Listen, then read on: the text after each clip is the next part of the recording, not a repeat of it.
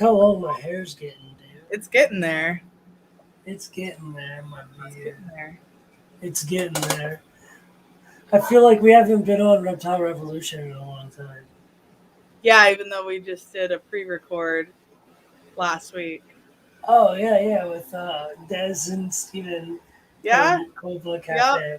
Go That watch. was weird. 1 o'clock or noon. Yeah, that's why. Yeah. You got. If you guys haven't watched that, yeah, good. Fuck you, and go watch it now. Yeah, don't stay and watch this one. Just go watch that one now. What's up, Becca? What's up, Call Time? What's up, Eric? All right, today we got. Oh, what's up, Buckeye? Hey. Hey, Kenny, your girl's gonna be ready to go. She's ready to rock and roll, buddy. Whenever you're ready. What's up, Forrest? Yeah, Bateman. What everyone. So anyhow, who do we have with us today, Brandon? Today we got Victor, right, from Far Out Exotics. We're going to talk about one of my favorite species, personally. I remember about 2015, 14 maybe, I saw Brian Barczak show a video of BHB, and he pulls out a couple of blue-tongue skinks from Australia, right? And man, they were cool. And he says, this is going to be the next, like, big reptile, like how ball pythons are America's favorite reptile because they're so pretty and, you know, docile. He was like, this is about to be that, but for lizards. So I feel like it's going to be the next, like, bearded dragon.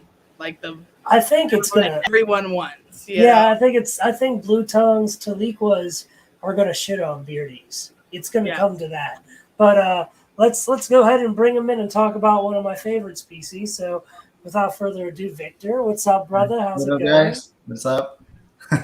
Not much. How you doing tonight? I'm good. Great to be on you guys' live. Awesome. Thanks for coming. We're happy to have you. Yeah, thank you for inviting me. Yeah. So go ahead, brother. Introduce yourself. Tell people, you know, who you are, what that's awesome, Kenny. What you work with, where you're located at, and just a general overview of Far Out Exotics. All right, so like my name is Victor from Far Out Exotics. This has started between me and my brother. My brother is not here actually, so it's both of us. So it's we're the ones that started this whole with the blue tongue schemes. That's what we work with. We work only with the Australian species, the northerns and easterns at the moment. Hopefully, eventually, we do get into other Australian species, but till then, just those two for now. We are located in California, so that's where we're at. And we just started basically a year ago. Far Out Exotics started a year ago, so we're pretty fresh in this. But we've always kept reptiles, so we just recently got into breeding. Okay, awesome. gotcha. Very cool. Yeah. What else do you have then? At the moment, other than my blue tongues, I have a pair of tegus, and should be receiving my first ball pythons maybe this weekend as well. Oh man, you're hopping on the ball python train. Who'd you get it from? Someone local here. What's his name? League of Serpents. That's what he goes by. League of Serpents. Yeah, he's local to us, so very cool. Yeah. What kind did you get? I'm getting a pied female. I'm getting a G-stripe female. Ooh, and I'm getting a pastel Enchi calico female from him. Nice. And then I have a male also that I should be receiving in mid-October from Marcus Jane over in Canada. Okay. I'm getting an MJ Xanthic. Damn, you're coming in like strong, dude. That's awesome. Yeah, you love it. When you need Desert Ghost, hit me up. All right, yeah, I've seen your stuff. Pretty nice stuff, man. I'll for sure let you know. Thanks, dude. Appreciate that. Yeah. Right? So I'm really into the black and white, like you see the logo, and then later on we'll get involved with the skinks too. I have black and white, so like the yin and yang. So that's why I'm getting into the Xanthic project with ball pythons as well. Definitely. You picked a good line, man. Mark Mandic is not only a good guy, but I've never seen them. This is something I've heard through the grapevine from people who've actually been to his place. they said even his normals that are het exanthic Yeah. are like gray and silver, Oh wow. even though they're het because that line of exanthic is so high. He's line bred it, so it's very high expression. Oh, okay. Yeah, I haven't heard that. I'm just recently got like a little bit more knowledge about his stuff, and I barely found out about him recently too. Oh man, if you ever need info on ball pythons, man, hit up myself or Liz. Well, Yeah. if we can't help you, we can at least point you in the right direction. For Oh, sure. okay. Definitely. Yeah. So Yeah, we've got how many years, Brandon? Like probably 20 years experience between the two of us. between the two of us, yeah, Yeah. Okay, you guys together, got a good while. yeah, Been in business for a good while. we're both full time. We're both do this as a job. Oh, okay, Yep. that's awesome. Yeah, that's a goal right there. Well, don't worry, we're gonna talk about it. We're Okay. very fortunate. We're very fortunate. So Brandon just had to sell his body. It was okay. I literally sold my body for 10 years To the army. It's an ongoing joke. But Brandon Oh. literally sold his body, yep, to the army. So Now yeah. I'm used baggage is what they call it, right? That's the term. All Okay. right. Yeah, Anyway, but give us just kind of an overview of like blue-tongued skinks. What are they? Where do they come from? Blue tongue skinks. The overview about them, like I said, they're originally either Indonesian or Australian, and I work with the Australian species. I have the easterns and northerns, like I said. There's also like Centralians. There's Alpine blotchies, and what's the other one? And the westerns in Australia. Wow. And then there's the Indonesians, which is like the Halmaheras, the Meraki's, yeah, the Irinjaya, and what's the other one? Like I know it's like Tilico Chimera. What's it called right now? I'm going a blank on that one. Oh, you got way farther than I did. So Yeah, like Chimera thing is more on the rare side. Like you really don't see those that often. So it's it's Taliqua gigas chimera. Is that what it is? Yeah, that's the scientific name for it. The actual like the other name for it, I'm drawing a blank right now. Yeah, I can't remember what the other name for it is, but I know what you're talking about. You're good. I thought there was Northern Easterns and Indonesian, so I've already learned more than I thought I knew. So yeah. There's also like some other species too, like the Gigi skinks, like Ray Gergi works with. And there's some other smaller species of skinks. I don't know their exact name. Very cool. Awesome. Yes, there's some wild like every day I turn around, there's a spiny-tailed skink. There's they're shingleback skinks. Those two. I forgot those. Shinglebacks are fucking bad ass, dude. Yeah, especially the Goldfield variant of it, the morph, the Goldfield one. Yep. The orange and black one, those are really badass. Yeah. Blue tongue skinks lineage is starting to be tracked like Morelia. That's smart. I think that's a good idea. Because it's if you cross an Indo and a Northern, right? That's technically hybridization, yes. Yeah. So it is technically. It's like everything in hybridizing, it's kind of frowned upon. That's why I think tracking the lineage is important, so you prevent hybridization within the Taliquas. Yeah, for sure. So the majority of our viewers are ball python people, so we understand morphs and shit. So there's a difference between morphs and locality, obviously. Yeah. So go ahead and tell us the difference between the localities, morphs, and what morphs do blue tongues have? Locality, there's like I said, Eastern, Northern, Western, and the Centralian. But for like Easterns, there's like the Victorian variant, the Queensland variant. Northern, I'm drawing blanks here. It's really hard to say like which cities they're from, but that's mainly in general where they're from. The Northerns do grow bigger. They're the biggest ones in Australia. Okay. And when it comes to morphs, there is a couple morphs, actual like recessive or incomplete dominant morphs. Mhm. Like the ones I have, the black ones, it's the hypermelanistics. The head actually has a what do you call it? Visual. A It's a visual head. phenotypical, right? Yep. Yeah. So when you put two together, it becomes a super. So basically, that's how you get the complete black. That's Eastern. The hyper is an Eastern. The albino, the original, is also an Eastern. So there's albinism as well. T neg. There's also T positive, which is a Northern. There is the white Northern, which is also a Northern recessive as well. And there's a axanthic or anery, which is Northern as well. And there is something that they call a patternless, which is Eastern origin or low-cal, should say. Interesting. So, and that one also is a codom. The patternless, it has a visual hat, and when you put them together, you get a super version of it. Okay, that's fucking badass. So do Yeah. you guys have any? Okay, so basically those morphs, for example, are proven morphs.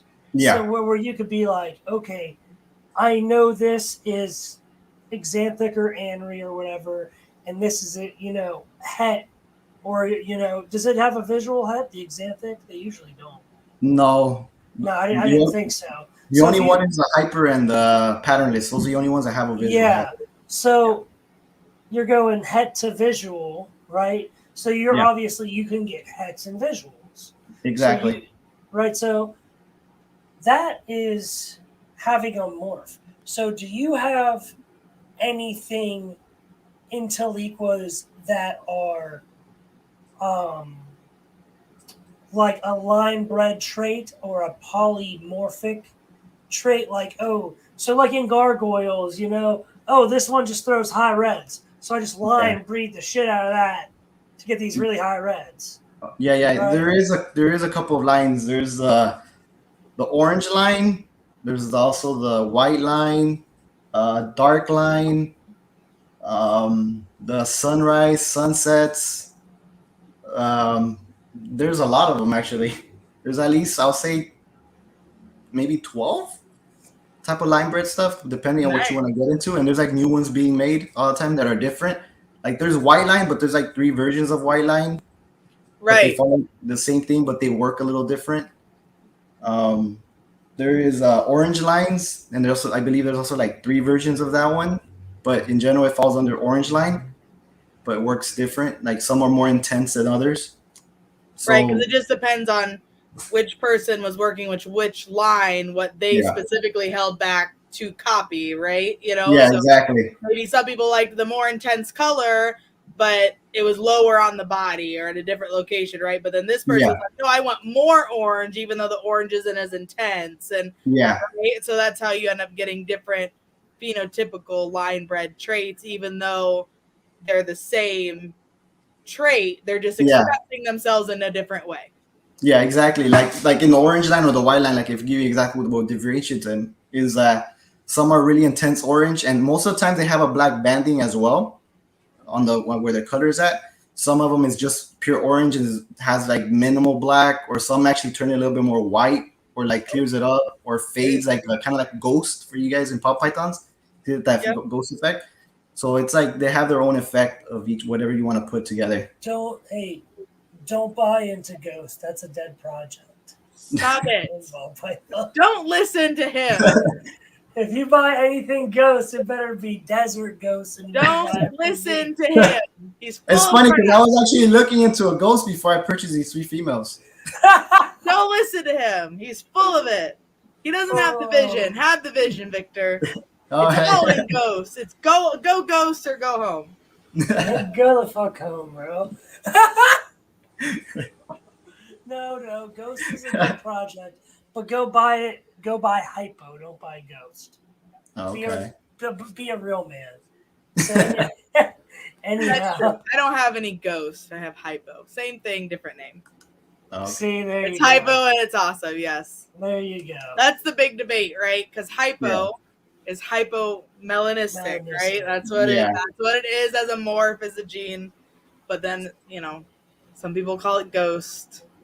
Some people talking about hypo. There's also a hypo blue tint skink as well. I forgot to mention that one. So is it okay? Is it truly hypomelanistic though? Like it's very light color, and it's like lacking. There's no black at all. Yeah, never mind. Yeah. I don't want a black skink anymore. I'm gonna get a hypo one. Just to rub why don't you just get one of each and then make a true ghost? Make a gray skink. Yeah, true ghost. Yeah, the hypo actually was discovered here in the U.S. Actually, that was by Ray Gerke. So that's the first American actually recessive gene discovered here. Oh shit! Very cool. Everything else was discovered in Australia, of course, where they origin from. Right. So, do you want to show us? Show us. Show us. You guys want to see one? What do you would like to see? Or recessive? Oh, my bad. I don't have platinum. Yeah, at least I'm working on that project. Hopefully next year, if anything. Show me your most. Yeah, show us your favorite. So check this out. I'm a ball python guy, which means I obviously don't love animals. I'm only in it for the money. Right? Yeah. So show me your most. Liz wants to see your favorite. I want to see your most expensive. Well, my favorite and the fan favorite is actually my second most expensive. So I'll show you. There we go. I was gonna say usually those things run kind of close to hand in hand sometimes. Yeah, I'll get one out right now. It's wild because the most expensive snake in my collection is probably $35,000, and it's not my favorite snake. Right. You know, like it's just. I don't know, man. I mean, yeah, that's hard.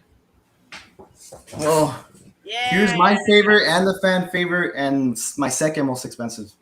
Oh, dude, I just love that. The hypermelanistic.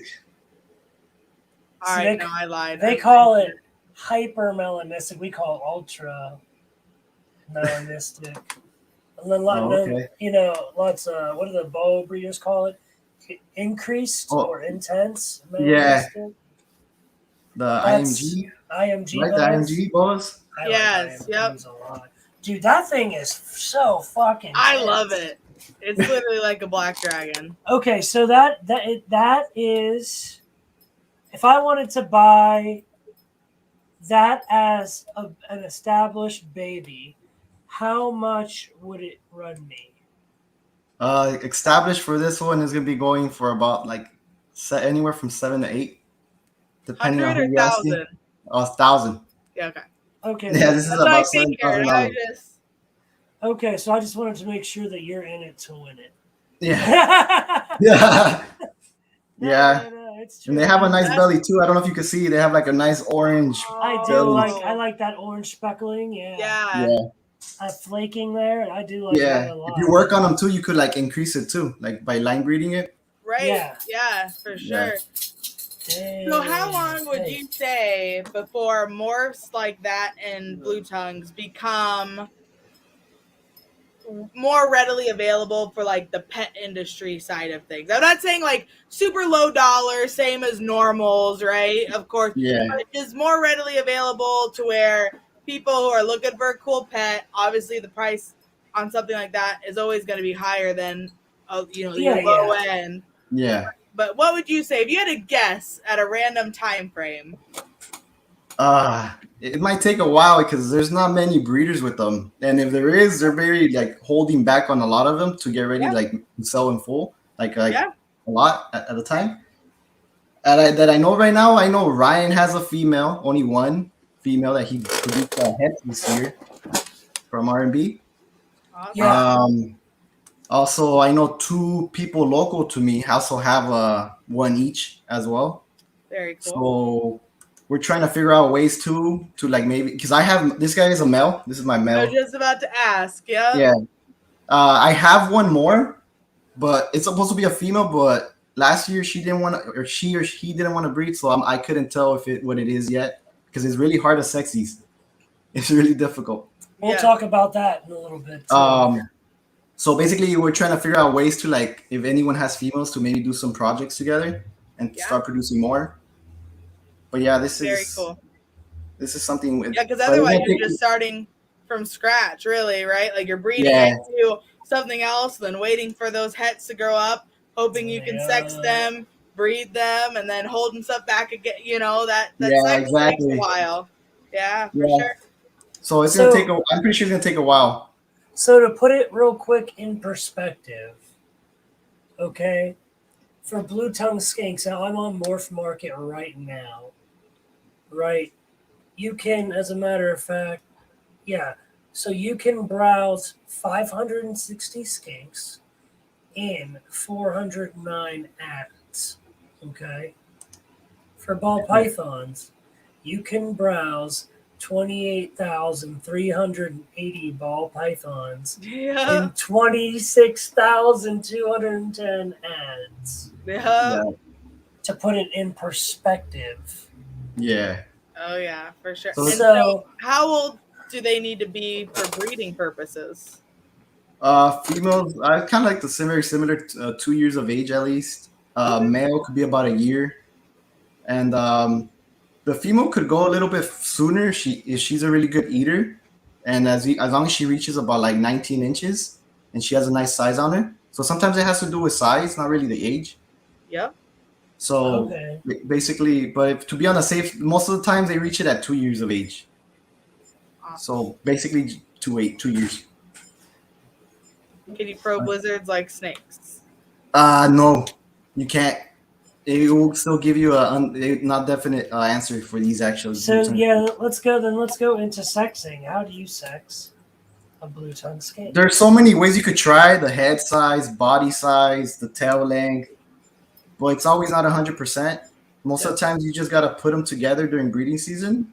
Females will act a little different when you actually figure out they'll wiggle their tails when they're ready.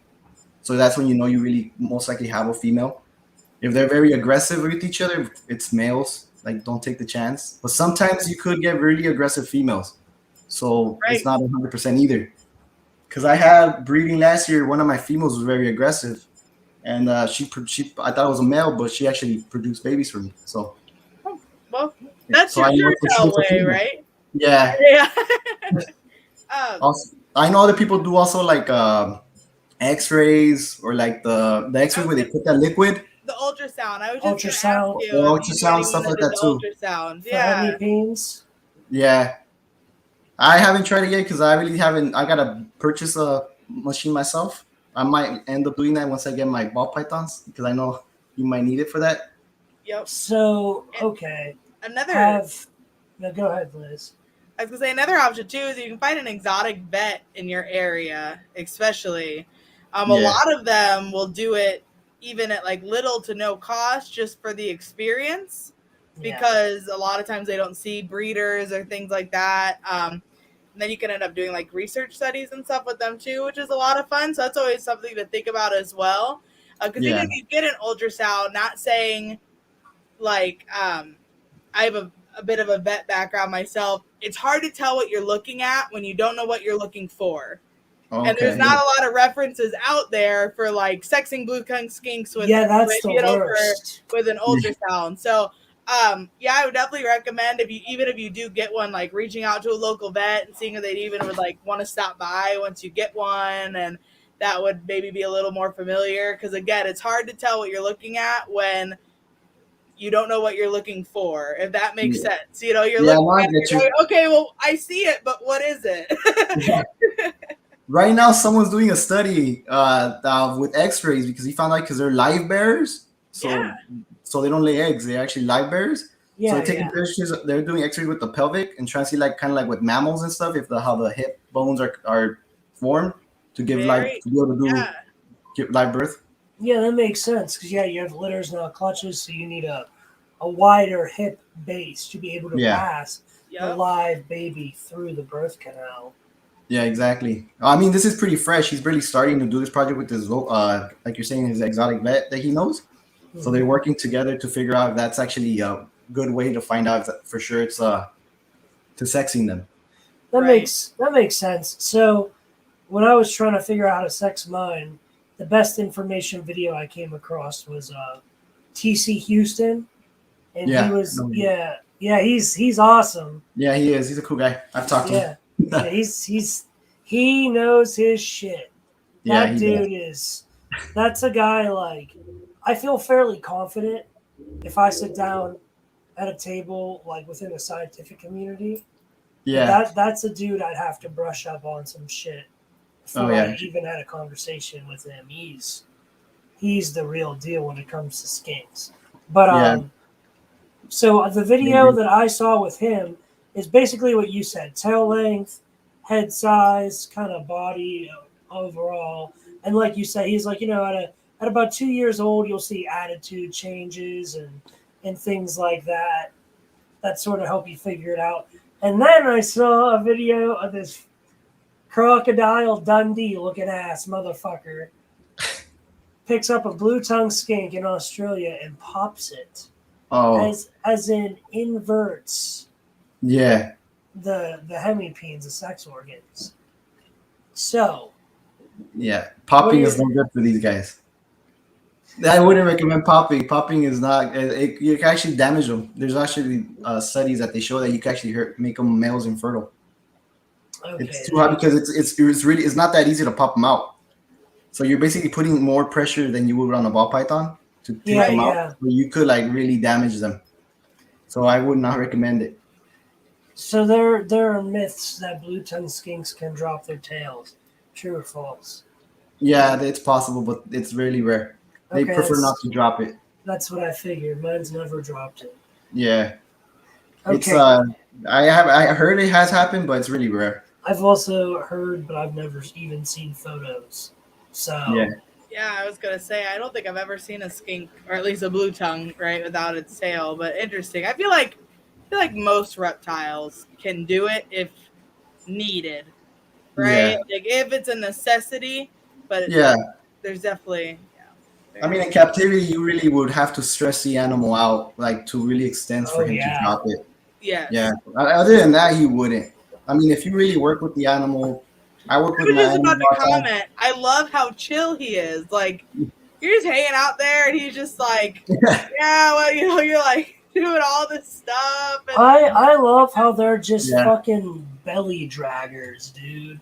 Yeah. Like, I always think of, I grew up in the 90s, so I remember The Land Before Time.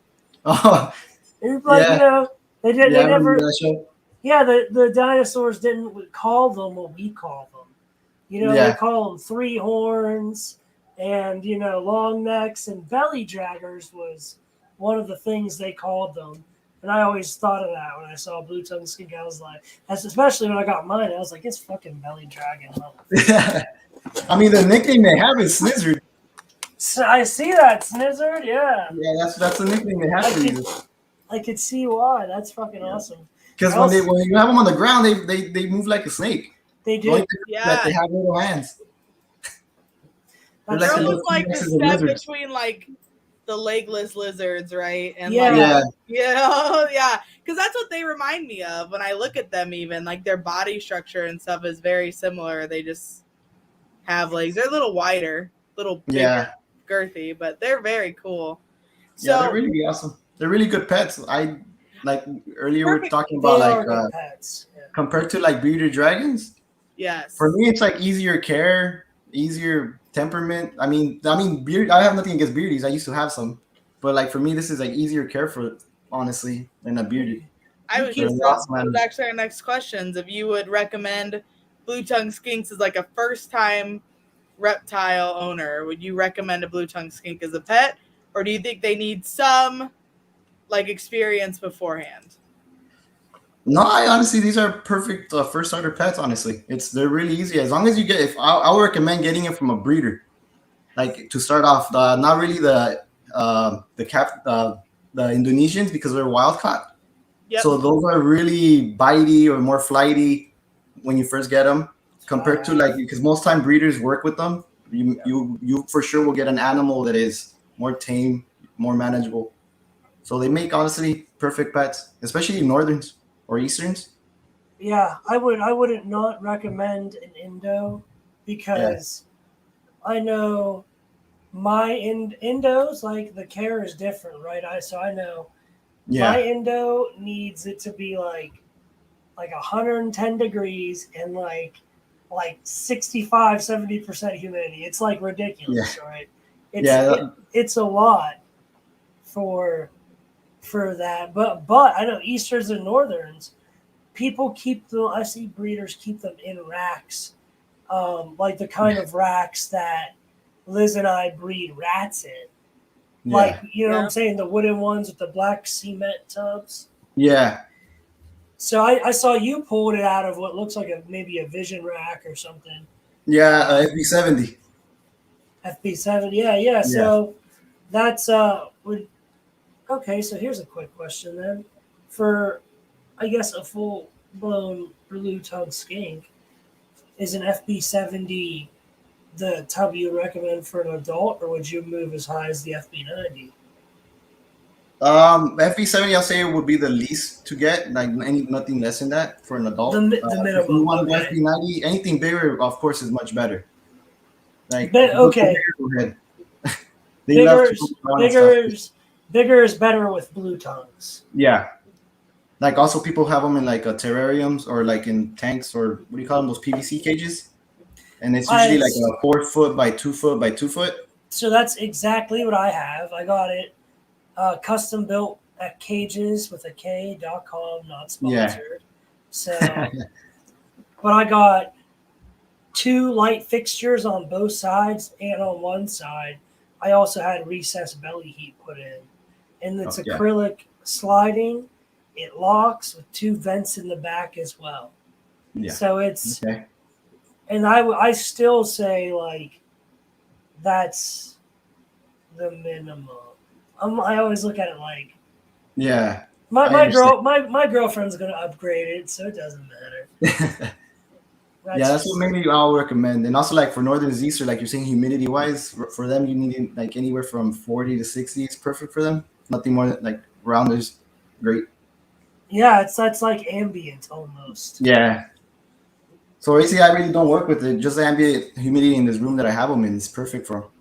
I really don't have issues shedding. I still check them because sometimes you don't want to get the toes is an issue. Yeah, of course. Yeah, sometimes they struggle sometimes with that. So like maybe I always check their toes. So then what kind of substrate do you keep them on?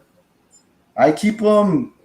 I usually keep them either in. I change it around depending on the time of year here in California.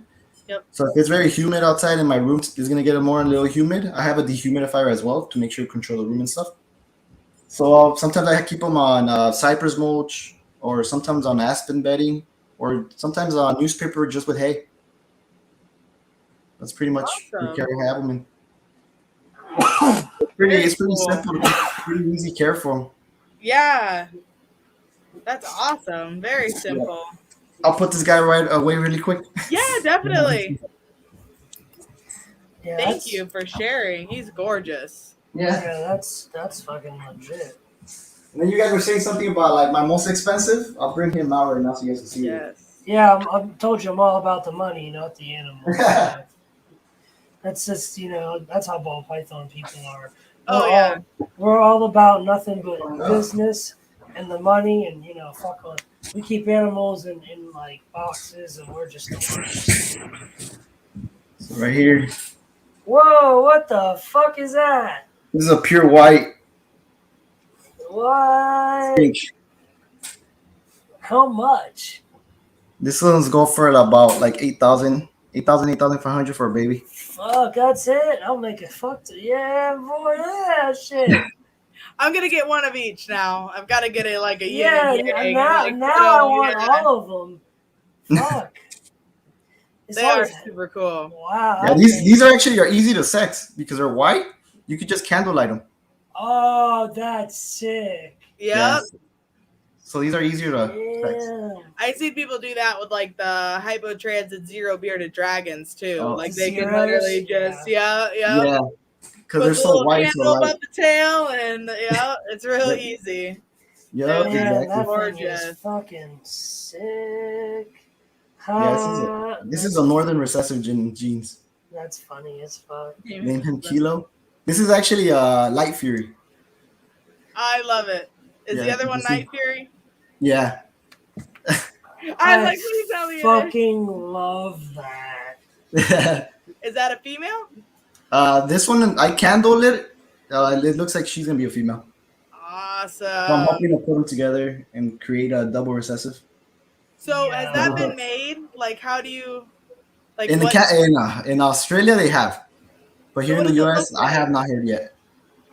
What was that? What does it look like? I mean, the double visual is it will be an all silver animal.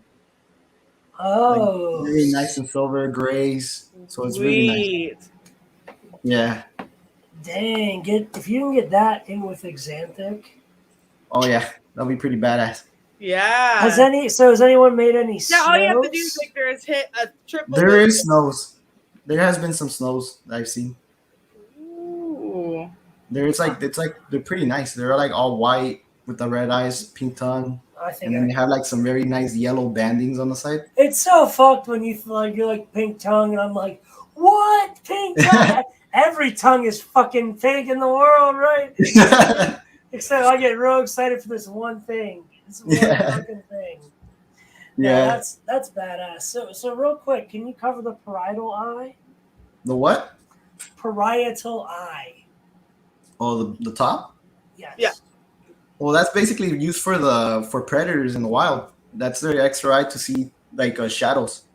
So they're very sensitive. Like if you move too fast, they'll get spooked or like they'll go defensive. Because that's what they used to. That's what they used to like protect themselves. Like not protect themselves, but like to have an extra what do you call it?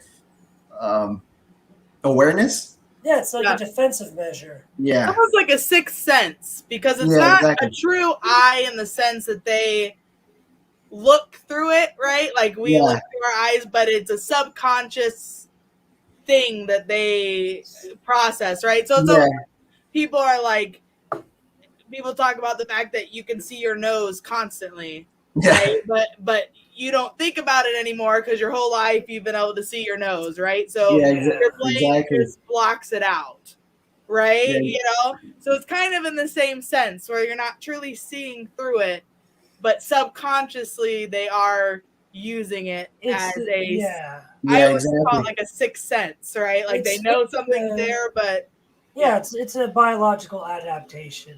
Yeah, like for predatory birds, they see the shadows, they'll notice it because they're not looking up, so they'll sense it. Yeah, shadows. Baby skinks in the wild are prey animals. Yeah. Oh yeah. And they have really good hearing too. Like they have big open ears, so they really have a good hearing. They'll hear you from far away to get away before you even get there. So, have you ever tried stuff like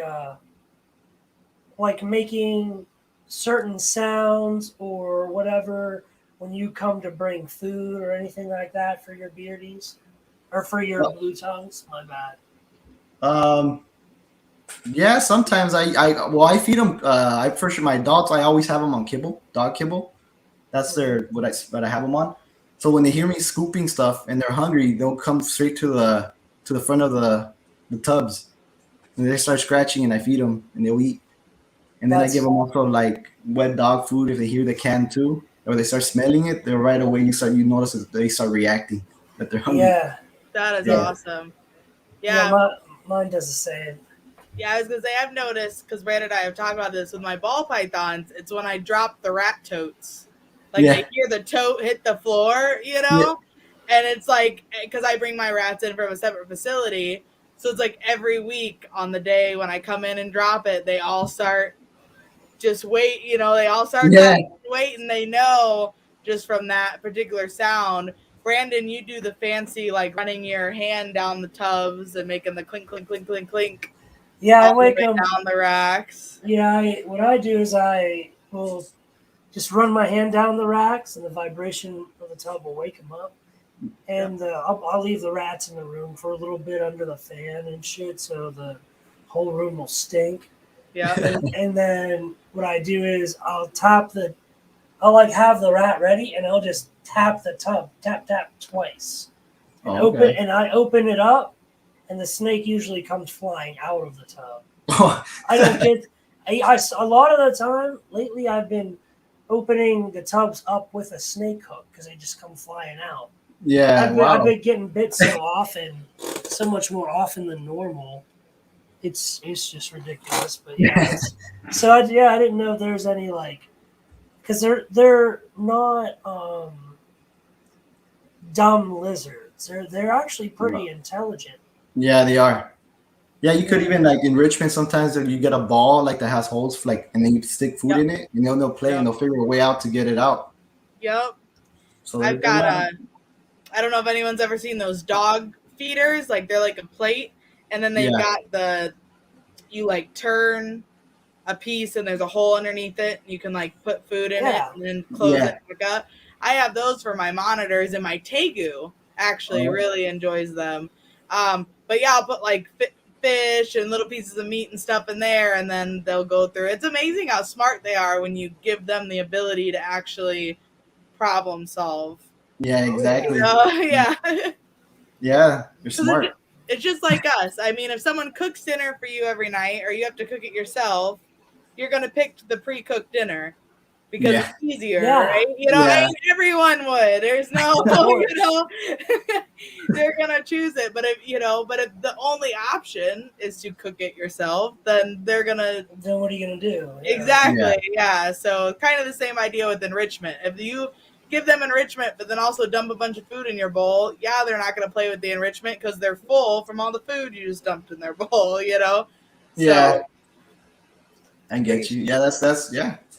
I'm pretty sure like our ball pythons are smart too. Like when you say not just lizards, every reptile they tend to have at least some type of knowledge or knowing of some stuff. Ball pythons definitely have some sort of intelligence of some part, but they're definitely like riding the short bus. Stupid. Yeah. They're definitely, they do. I definitely have some that are more like personable, I guess, than others. Yeah. But for the most part, like we joke, right? I have several other species, as is Brandon. And like my olive python got out once and got like in my rack and was like going around the tubs and stuff. Yeah. So I had to pull all the tubs out to get to her. And I literally had like 20 ball pythons stacked. Like this way, not on the tubs. Like Jenga stacked, right? Yeah. All 20 of the ball pythons are just like, I'm still in my tub. I'm still in my tub. I'm still in my tub. Like, like they went nowhere while my olive's like cruising through the whole rack. So there's something going on upstairs, but for the most part, they are happy. Like I think they're intelligent, but they're happy with their lifestyle of just chilling out. If that makes sense. Like, okay. They're introverts. Yes. They're kind of pussies. Yeah. They're kind of pussies, is what they are. Yeah. It really is. But they're really beautiful pussies. I guess. All right, Victor. What is the most common rumor you hear about blue-tongued skinks?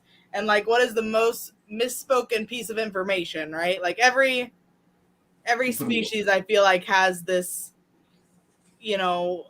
rumor about like if you don't do it this way, or oh my gosh, they're this or whatever. So, what would you say for blue tongues?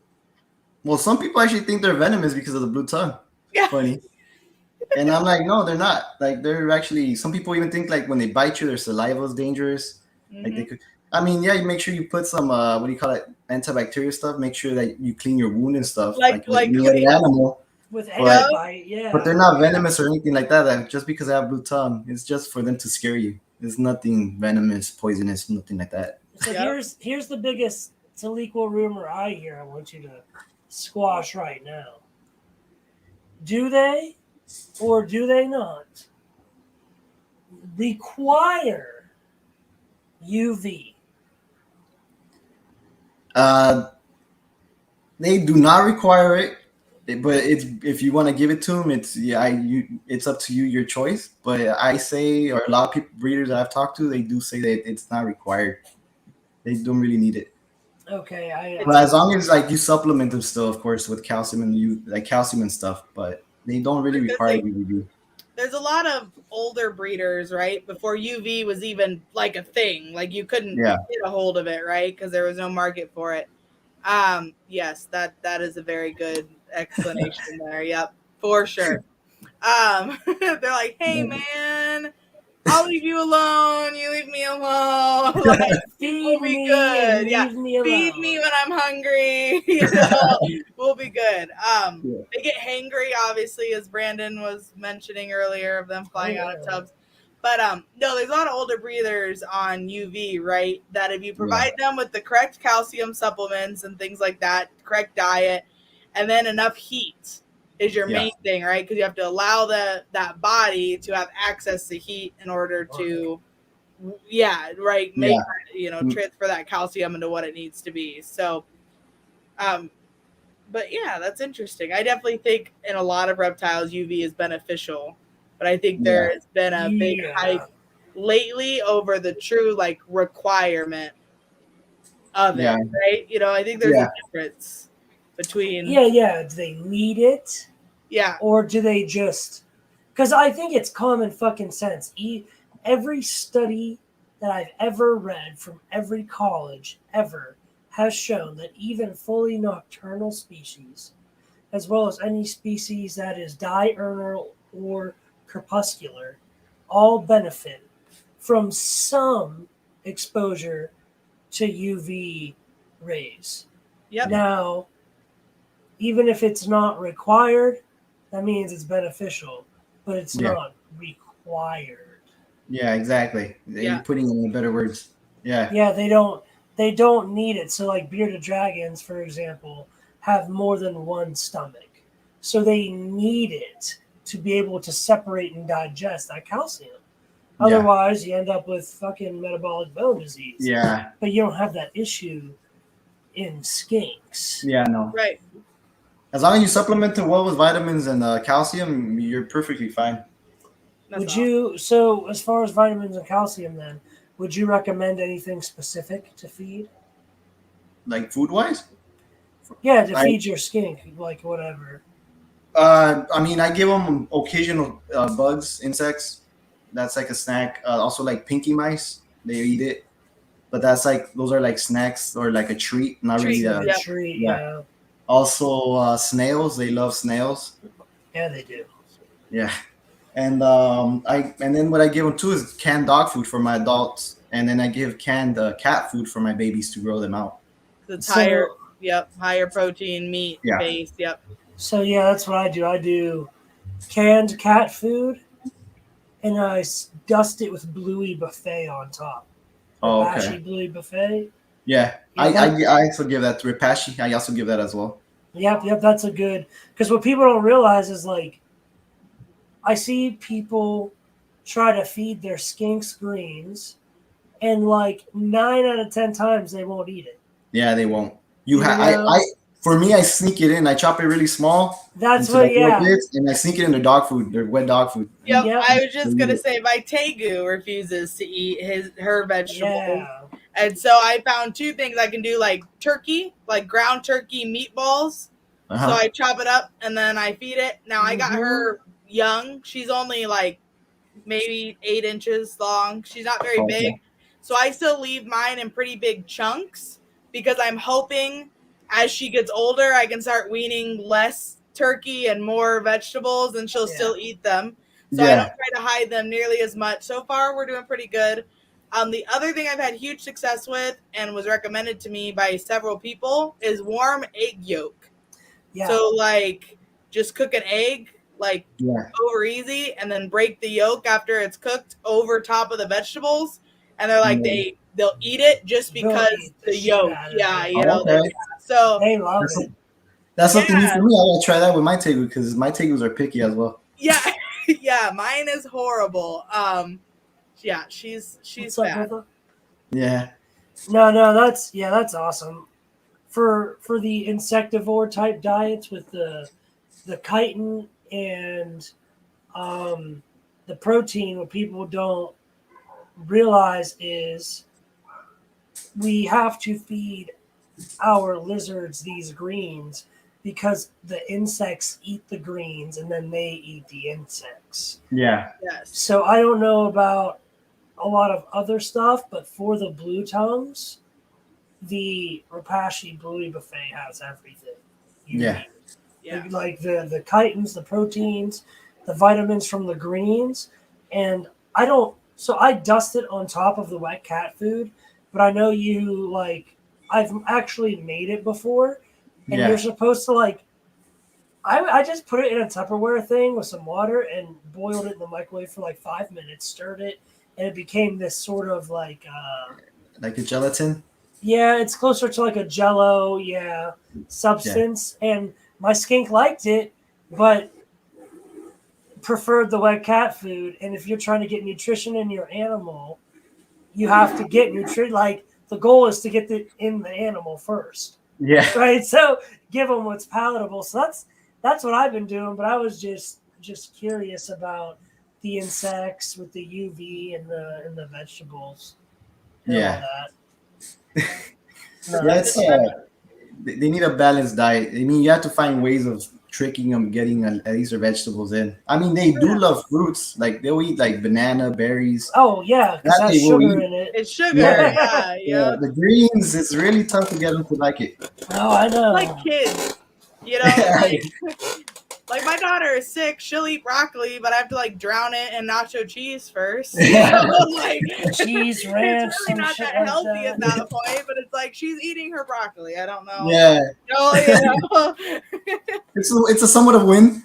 Yeah. Right. Yeah, and then you do less cheese, more broccoli over time. Yes. Yeah. That's exactly the key. I have to give her credit. My 6-year-old asked for salad for lunch, so I mean, I can't. Yeah, I know. I can't complain. She eats her food very well, but I was also that parent that like at 6 months old, she's like, I want to try that, I was like, yeah, sure, here's some hot sauce, I don't care, like eat it. All right, so real quick, Bateman, you have to do the right powder to water ratio. And after you stir it, let it cool, and then, put it in the fridge. Once you put it in the fridge and it cools, it will be that gelatin-like consistency. I also talked to another breeder, if they still don't like it, because sometimes it could tend to be a little bit more wet when you do it by their directions. Sometimes it's better to put less water, so it could have a more tougher consistency. Yeah. So it doesn't have that much liquid in it, and sometimes if they're picky, they'll enjoy it more like that. Yep, and or boil it out. Boil it longer to evaporate the water out. Yeah, exactly. So I want something I really do want to cover. I know you said you don't know a lot about the Indos because you're an Australian species guy. Yeah. So with my Indo, I have to have the 2 ceramic heat emitters. I have to have the belly heat because I need it to be that warm. And I have to have it on Reptichip, not sponsored. Liz is a Reptichip. I'm like kind of sponsored, but not sponsored. Yeah. So I have it on Reptichip because it has to, maintain really high humidity. And then I have like one big ass water bowl and then another big ass water bowl. Because something I did learn about, I remember we talked, someone said, I think Mako earlier said they're starting to track Taliqua lineage like Morelia, carpet pythons. I learned this trick from a Morelia breeder. They would have their Morelias in racks and just have a fucking giant oil pan as the water dish. And they're like, humidity and wet people think that wet substrate equals humidity. That's not the case. Humidity is the amount of water that's in the air, and breeders tend to really underestimate the power of an oversized water bowl. So for mine, I just put that oversized water bowl over that belly heat, and it really does the trick for that high humidity. I was gonna say that the heat is key for that, right? Like I've got my tegu enclosure, which high humidity for tegus, right? And so I have a big water bowl underneath her ceramic heat emitter, right? So I have to fill it like every 2 to 3 days, and it's probably like a 1 by 8 inch water bowl that's 5 inches deep that I'm filling every other day. But that heat radiating down onto water is what will cause it to evaporate and actually create humidity. Brandon, in his case, he's using belly heat to go up through it, kind of the same idea. But I love it when people are like, my humidity's low, and they have this huge water bowl, but it's like on the cold. There's no heat. Like, it's as far away from the heat as they can get it. Do both. Yes, yeah. Yeah, I did that thing too with the belly heat, what Brandon was saying. That's why I have my water bowl for my tegu. Yes. Yeah. So, okay. So, because my Indo, that's why I would not recommend that animal as a beginner skink, right? Yeah. Maybe, what you have, yes. What I have, it costs just the upfront cost for everything just for that animal is a lot. So, real quick, run me through like how do I put this? If I wanted to breed what you breed, what would be my general setup? Like, let's say I had an empty building the size of a double wide trailer. Go. If you want to breed? Yeah, that's what I'm looking for. Talk me through. I mean, right now I have a room. My room, I just barely built this room recently too. It's 12 by 8 room, so it's not that big, and I have about 22 skinks in here, and I could fit way more.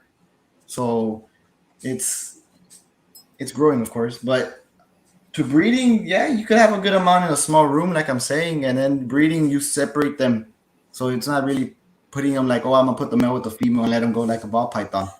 So right walk us through the breeding process then. Right here, of course you have to broommate them, like any lizard, I should say. I don't know about pythons if you broommate them yet. Don't broommate ball pythons. Some people do like a 5-degree drop at night and then back temps. I don't. Brandon, I don't think you do a night drop.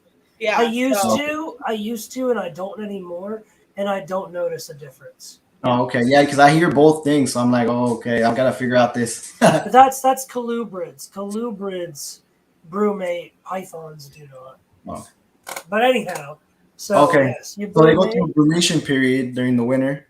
Yes, and then like right here in California, I'm brumating soon, probably like in November time. That's when they start going under, and I wake them up, start putting the heats back up like in ends of January, beginning of February, around that time, depending how the temperature outside as well. Even they start giving you signs that they'll start waking up by themselves. And then after that, you give it you don't feed them. Like I don't feed them when I'm breeding because that will halt them their process of breeding. So like the females will breed, but your males will like shut off. Like they'll lose interest. I do not know why, but I guess because the digestion starts working. I don't know. And I wait about like a week once they start waking up. And then I put the males to the females in a separate tub, like in a like Home Depot. Those, like you're saying, those black cement mixer tubs. Yeah, cement. Yeah, there you go. And I put them, and I make sure that I watch. You gotta watch them because they do get violent. The males bite the female on the side of the neck. You gotta make sure he doesn't bite the legs because he could injure her. Or it could get too violent that he could like rip off an arm too. So there's been occasions of that. So it gets really violent. It's not that easy. I mean, it's easy, but not easy because you got to take care of them. Yeah. So you put them together, and then, they do their mating, courting, and it takes a while. Sometimes it could be less, like about a minute or less than a minute or a little longer, the courting. And then, they'll breed, and you do this at least, I'll recommend, at least like 4 times. You breed them with the female. And then one male will breed you up to 5 females. So you don't need that many males as well, just like ball pythons. So one male will go a long way. Gotcha. So, okay, then let's say you put them down in November. Yeah. Right? When do you bring them out of brumation? Well, because I'm here in California, so my temperatures, you have to go by your time frame. So it's different for me. For me, it's like in February, beginnings of February, that's when I bring them back up to heat. So brumation for them, for the northerns especially, you got to bring the temperature down about like in the low 70s. Not even that cold. They'll start sleep like 72, somewhere around there. So they'll start going under for sleep, for brumation. An eastern, on the other hand, I'll say like mid 60s, even lower than that. If you colder, the better. Yeah. I'm gonna put them. I'm gonna go put them under colder this season because last season they did breed for me. My black one with my regular wild type female, but she didn't produce any babies. So I don't know if I didn't cool them off enough. So I'm The not figure that sperm out. might have, the sperm might have been too hot. Yeah. So and then after that, once you're done, pretty much you're gonna be done breeding. That's when you start feeding again. Okay, so you pull them out of brumation in February. You start pairing them up in February or March? I give them a week. So basically, if I bring them up beginning of February, I cool them up for about a week. I warm them up, for about a week. Yeah. And then once don't bring them back to full temperature either. That's another thing I gotta say. Do not bring them full temps. Keep them in the 80s. Basking spot usually like in the 98 where I keep them. So bring them like 85, 88, wherever you want around there, and then they'll breed for you. And then, like I'm saying, once you're done, you could bring everything back up to normal. All right, so when you start pairing them up, let's say you start pairing them up in February, when do you start having juveniles hit the ground? It takes about 3 months usually. Okay, so May. Like 100 plus days most of the time sometimes. May, June, then. Okay. Yeah, so like May, June. This last year I started actually in January breeding, so it was a little earlier. So it all depends on the weather. Weather here in California is really weird. It's very bipolar. So I have babies like in May, like mid-May. Just goes to show, guys, just because you have a room, right, that's temperature controlled or humidity controlled or whatever. Yeah. Your weather outside still makes a big difference. Like, we can't control pressures and that kind of stuff as things change. So we talk about that on a lot of our different shows. Is just because it works for me here, I'm in Northern Illinois, doesn't mean that how I breed ball pythons is going to work for you in California, or it's going to work for you in Texas or Canada or wherever you are. Yeah. Because no matter how controlled your inside environment is, there are still outside forces that you can't really control. It's just kind of, you're at the will of what you want to do, so. Yeah, exactly. That's a good thing to tell people most of the time when people ask me. I was like, I'm in California, so it might work a little different from where you're from. Like I talk to other breeders of skink breeders, and they give me advice, and then I know it doesn't work for me. I'm wondering why, and then finally figured out that it's the temperature is different. It's just they sense it. Location. We even talk a lot about I'll go through like a month and a half of bad sheds between when like fall and winter kind of start to switch, because even though I have artificial humidity, I have a humidifier in my room that keeps it at 60%, 55 to 60% year round. There's still a difference between the room is naturally that humid because it's just that humid outside, and I'm providing an artificial humidity, right? There's still there's something about that still causes a disruption in like the normal shed cycle, I feel like they adjust to it rather quickly, but I'll still go through like a month or a month and a half where everything, it feels like I'm just like, man, like the humidity on my gauge says it's 55, 60%, but it they still shed right. So and I was just thinking about that when we were talking about, as far as you wondering about what should I do, a night drop or a temp drop with the ball pythons or not. Being in California, you're going to be way warmer than we are here. So it might be a good idea for you to maybe try that your first year or two, just to see, do the girls need that extra ability to cool down? Because sometimes my room naturally in the winter gets down to 77, 76 degrees just because it's negative 20 outside, So, well, where in California are you? I'm in Orange County. So like right here, I'm in Santa Ana. That's where I'm exactly at. So like, I was naming you a bigger city like Anaheim. I'm near Anaheim. He's near Jerome, I think. Yeah. Shit. No Limit. Yeah, No Limit Reptiles. No Limit. I think No Limit. I'm not sure. I know Upscale. I know Upscale's here too. Upscale Exotics. Upscales, yeah. I think Redwood might be Andrew from Redwood. Andrew? Yeah, he's further up north though. Yeah, that's what I thought. Yep. Yeah. We had him on this show actually. Yeah. Oh, okay. Yeah. Yeah, we like California people. You guys have great weed. It's funny because where I'm from, actually the biggest weed shop just opened up. It's actually one of the biggest weed shops in I think California or in the world. Oh shit, that's crazy. I was just that's wild. That's okay. So then how do you know? So if I establish a hatchling ball python, I want my snakes to have 4 to 8 meals and at least 2 sheds. My hatchlings, and I consider that established, and I'll put them up for sale. So when do you consider a baby blue tongue established, and how difficult is it to get one established? Because you said earlier, if this animal's a good eater, it could end up being this big. So tell me about that. For what I consider established, I'll give it. I usually sell them at about a month old, no less than that. So they'll have about 4 sheds. I'll say they'll have about 4 sheds. I'll give them, and they do. Baby skinks do eat daily. They eat about every day. Yep. So you gotta keep them routine. They don't need. They eat head size. You feed them head size all the time. The size of their head, yeah. Yeah. So that's what you do. And if you notice that they're eating well, they'll grow size, and then you'll see there'll be runs too most of the times. So you gotta establish those. Those are not ready. They'll probably last a little bit longer. Make sure that they're catching up. But the other ones, the ones that do eat well, they're eating what they're supposed to eat. Even runs sometimes will eat for you, and they'll go off food. So make sure you persistent with them. And sometimes they'll eat half of what they're supposed to eat. So it all depends. You visually look if they're ready.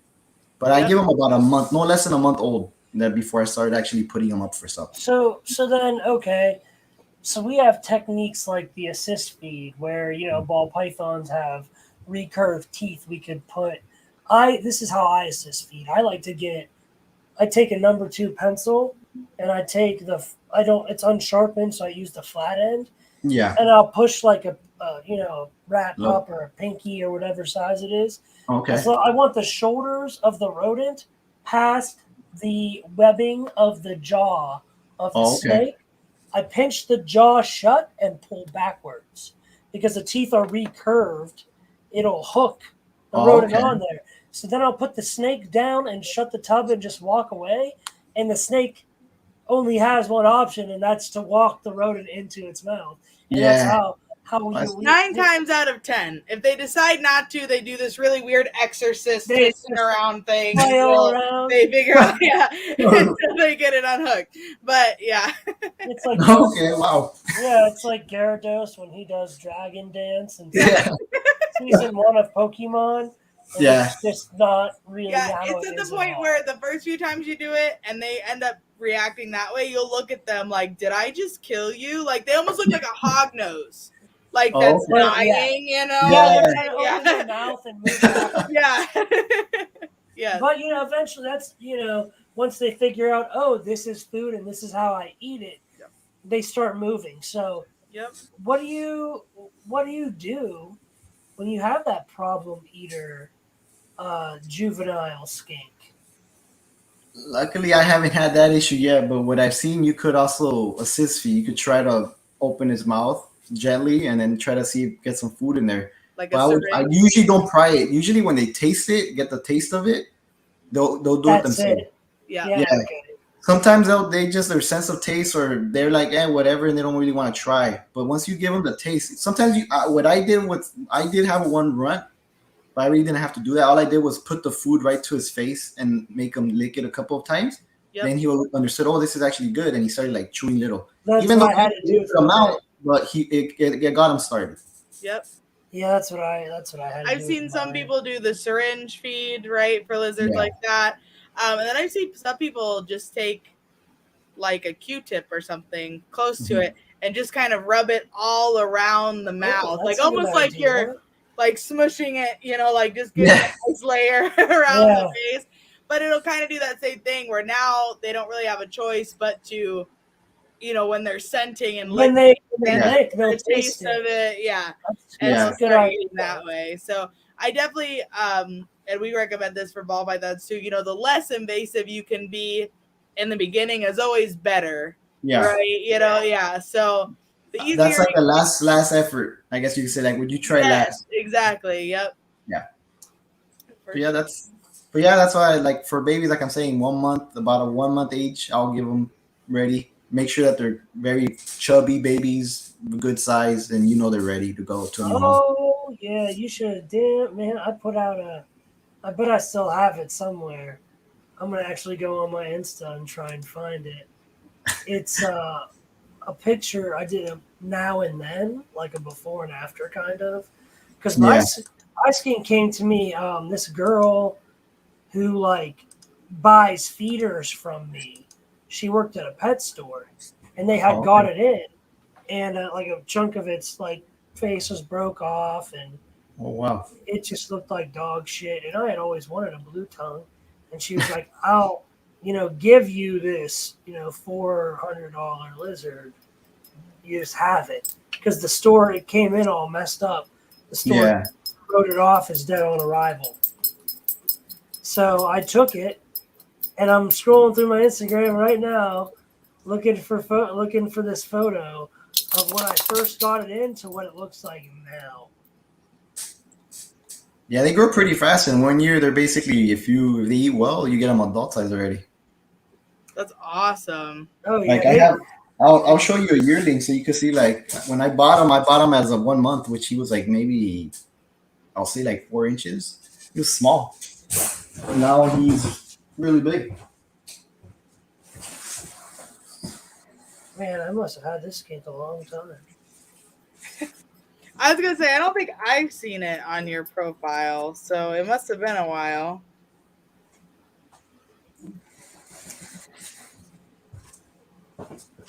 This is a big boy. This is right here. This is a 1-year-old. Holy crap! Oh, he's so pretty. I love that banding. Wow, that is big for a 1-year-old. Yeah. Shit. Yeah, he's what you call a sunrise sunset cross. It's more on the chocolatey, yellowy, orange, caramel colors. I do like that. That is very pretty. Yeah. He was actually the first one that started my whole craze. So is that like 2 different genes then? Yeah, 2 line bred genes.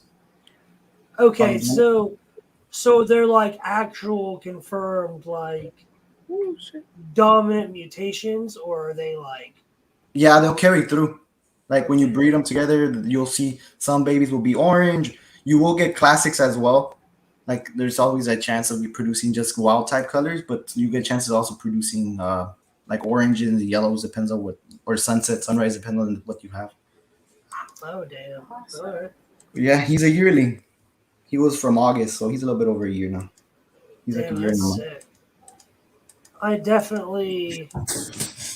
Damn. So this, I can't find the now and then photo, but I found this. Gotta trim his nails.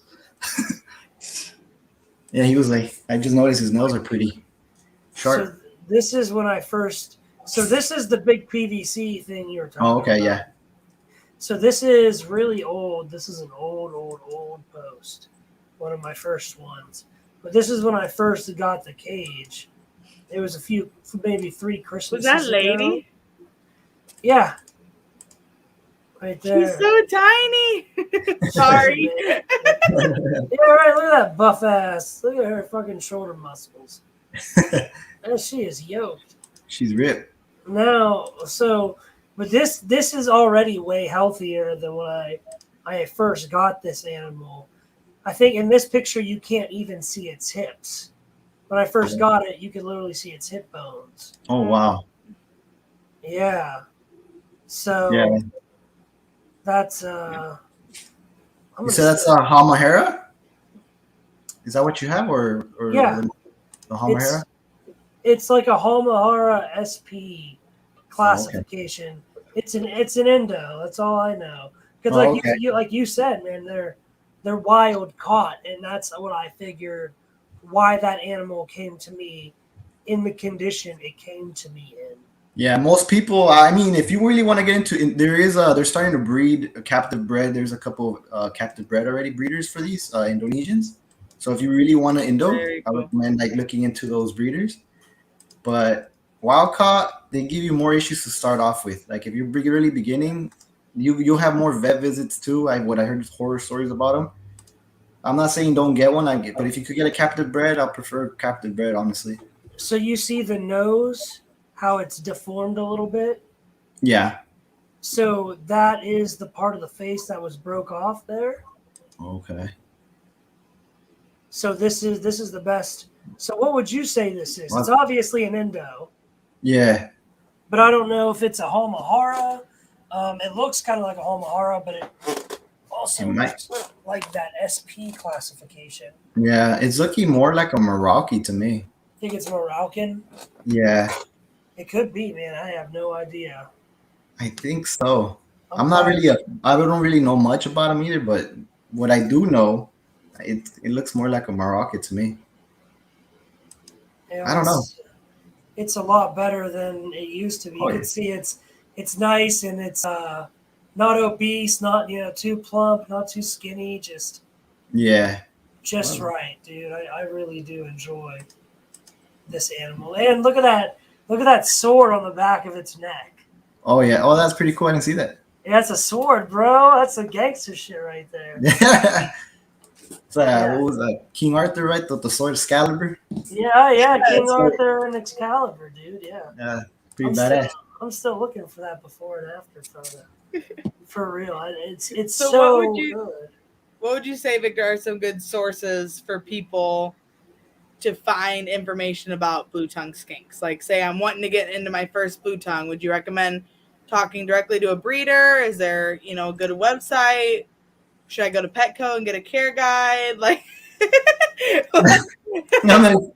Petco really does. I mean, I would not Petco. They really don't know much. And these are the ones I know here. They're not so well with the blue tongues. Informative. There is some Facebook groups that I'm in. There's two really good ones. Blue tongue skink hobbyists and Tilico skinkoides station. Okay. So those two are really good, and they're very helpful. There is no hate, like I'm saying. Like I know a lot of people have issues with Facebook, but these two groups are really well. There's a lot of breeders that have been doing this for many years, and they're very helpful. If you want to know any knowledge, they even have archives too. Like if you don't want to talk to someone, you just check the files. You can just read all the information that breeders put up there on themselves. That's awesome. There's also breeder files. Like if you want to contact, it has like the ones that are willing to put their contact information. You can contact actually a breeder to get information about them and talk to them. Like a local, like if you know anyone local for you. That's dope. The sword and the lizard sounds like a yeah, right. No, that's the now and then. That's the before and after, right? Oh wow, that's a big difference. You've done a good job. Yeah, man. I'm the kind of guy, like, I got this animal and I didn't know anything about it, so I quarantined it. And I didn't sleep for almost 4 days. And after 4 days, I knew everything I had to know about that. Yeah. That's how I am. Yeah, you did a great job on them compared to what it is now. That's really good, man. Thanks, dude. Yeah, I love that. I really, really. And I'm pretty sure it's a male. Here's a good question. Here, this is personal. It's not in our script. So what a male is shedding once he's mature, because that skink is probably about 2.5, 3 years old. So it's done growing. Yeah. I believe what I found what looked like sperm plugs or sperm castings. Yeah. So do males ever shed those off? Yeah, they do. Okay, so that's the way you can find males as well. I definitely have a male. Okay. Fuck. Yeah.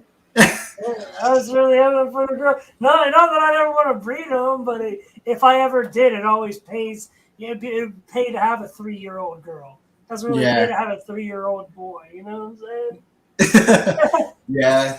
If it was a female, like you're saying, it would have been breeder ready already. Yeah. All you need to do is find a male. Sometimes it's easier to find males than it is females.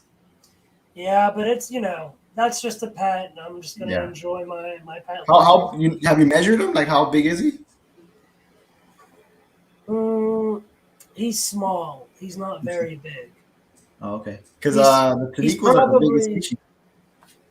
They could grow up to like 30 inches. Yeah, no, he's probably around 15. 15? He was. I mean, you saw the condition he came in. Yeah. I was gonna say it's always hard with wild caught stuff, right? Because you never know how old it is when it's getting like. Is it a really stunted yearling? Yeah. Right? Yeah, that's the other thing. Like, that's why it's so hard. Exactly. Yeah. Yeah, but the care that you're giving him and how well I'm pretty sure he's gonna keep growing. He might be slower, but you'll get bigger and bigger. He want fucking better, goddammit. He wants an upgrade, he better grow, goddammit. I would really like to give him 2 more inches or 2 more feet of length and maybe another 6 inches of width. I really would. Whether he gets bigger or not. I probably will. It's just harder. It's harder for the endos because I told you their care is more. Obviously, the bigger enclosure, the harder it is to maintain the temperatures, the humidity. Yeah. That's why a lot of the time the rack system is far better. So I might get maybe the ARS. I don't know what model it is. The 90 it's like, series. It is the 90. It's like 4 feet long. You can like pull it out as the window. Yeah. Yeah, so I see breeders breed them in that, so I'd probably buy that. I think Brian Barchak does that, right? I think that's where he has his in. Yeah, so when I talked about in the intro, where I saw the video all those years ago, that was exactly what he was keeping it in, actually. Yeah. Was that and hay is what I mean, for now, that's what I'm working with, FV70. I mean, that's where I know a lot of people keep them in. Like Tiki's Geckos, I believe, keep them also on FV70s. And also a lot of top breeders. I mean, if I could upgrade later on I get a bigger facility and stuff and more space, I'll probably upgrade to like the 90s if I can. Oh yeah, of course. Yeah, that's a given. Like you said, this is a species. It's not like ball pythons. Ball pythons like it's small and tight and dark and warm and humid and quiet. Yeah. Because if it's too big, they just don't like. Oh, I have too much space. I'm not eating. Yeah. Like fuck you, bro. For real. This species is the opposite. Dude, they ball pythons like to be able to lay curled up and hit 3 sides of the enclosure. Like they do, yeah. Oh. Yeah, these guys, they love to roam around. Just like my tegus, I keep them outdoors here. So I have outdoor enclosures for them. So each one has like a 6 foot by 6 foot by 4 foot enclosures. Yep. By like about 2 feet high enclosures. Yeah, I'm trying to do that. My girlfriend has a tegu and a monitor, and so we're gonna build 2 tegu style outdoor enclosures, one for the tegu and then one vertical for the monitor. Mm-hmm. But we're gonna do the doggy doors, the lockable doggy doors. Yeah. So they can go in and out as they please. Like outside or inside. Yep. All right. Interesting. Hey man, go big or go home, you know what I'm saying? Yeah. Of course. Always.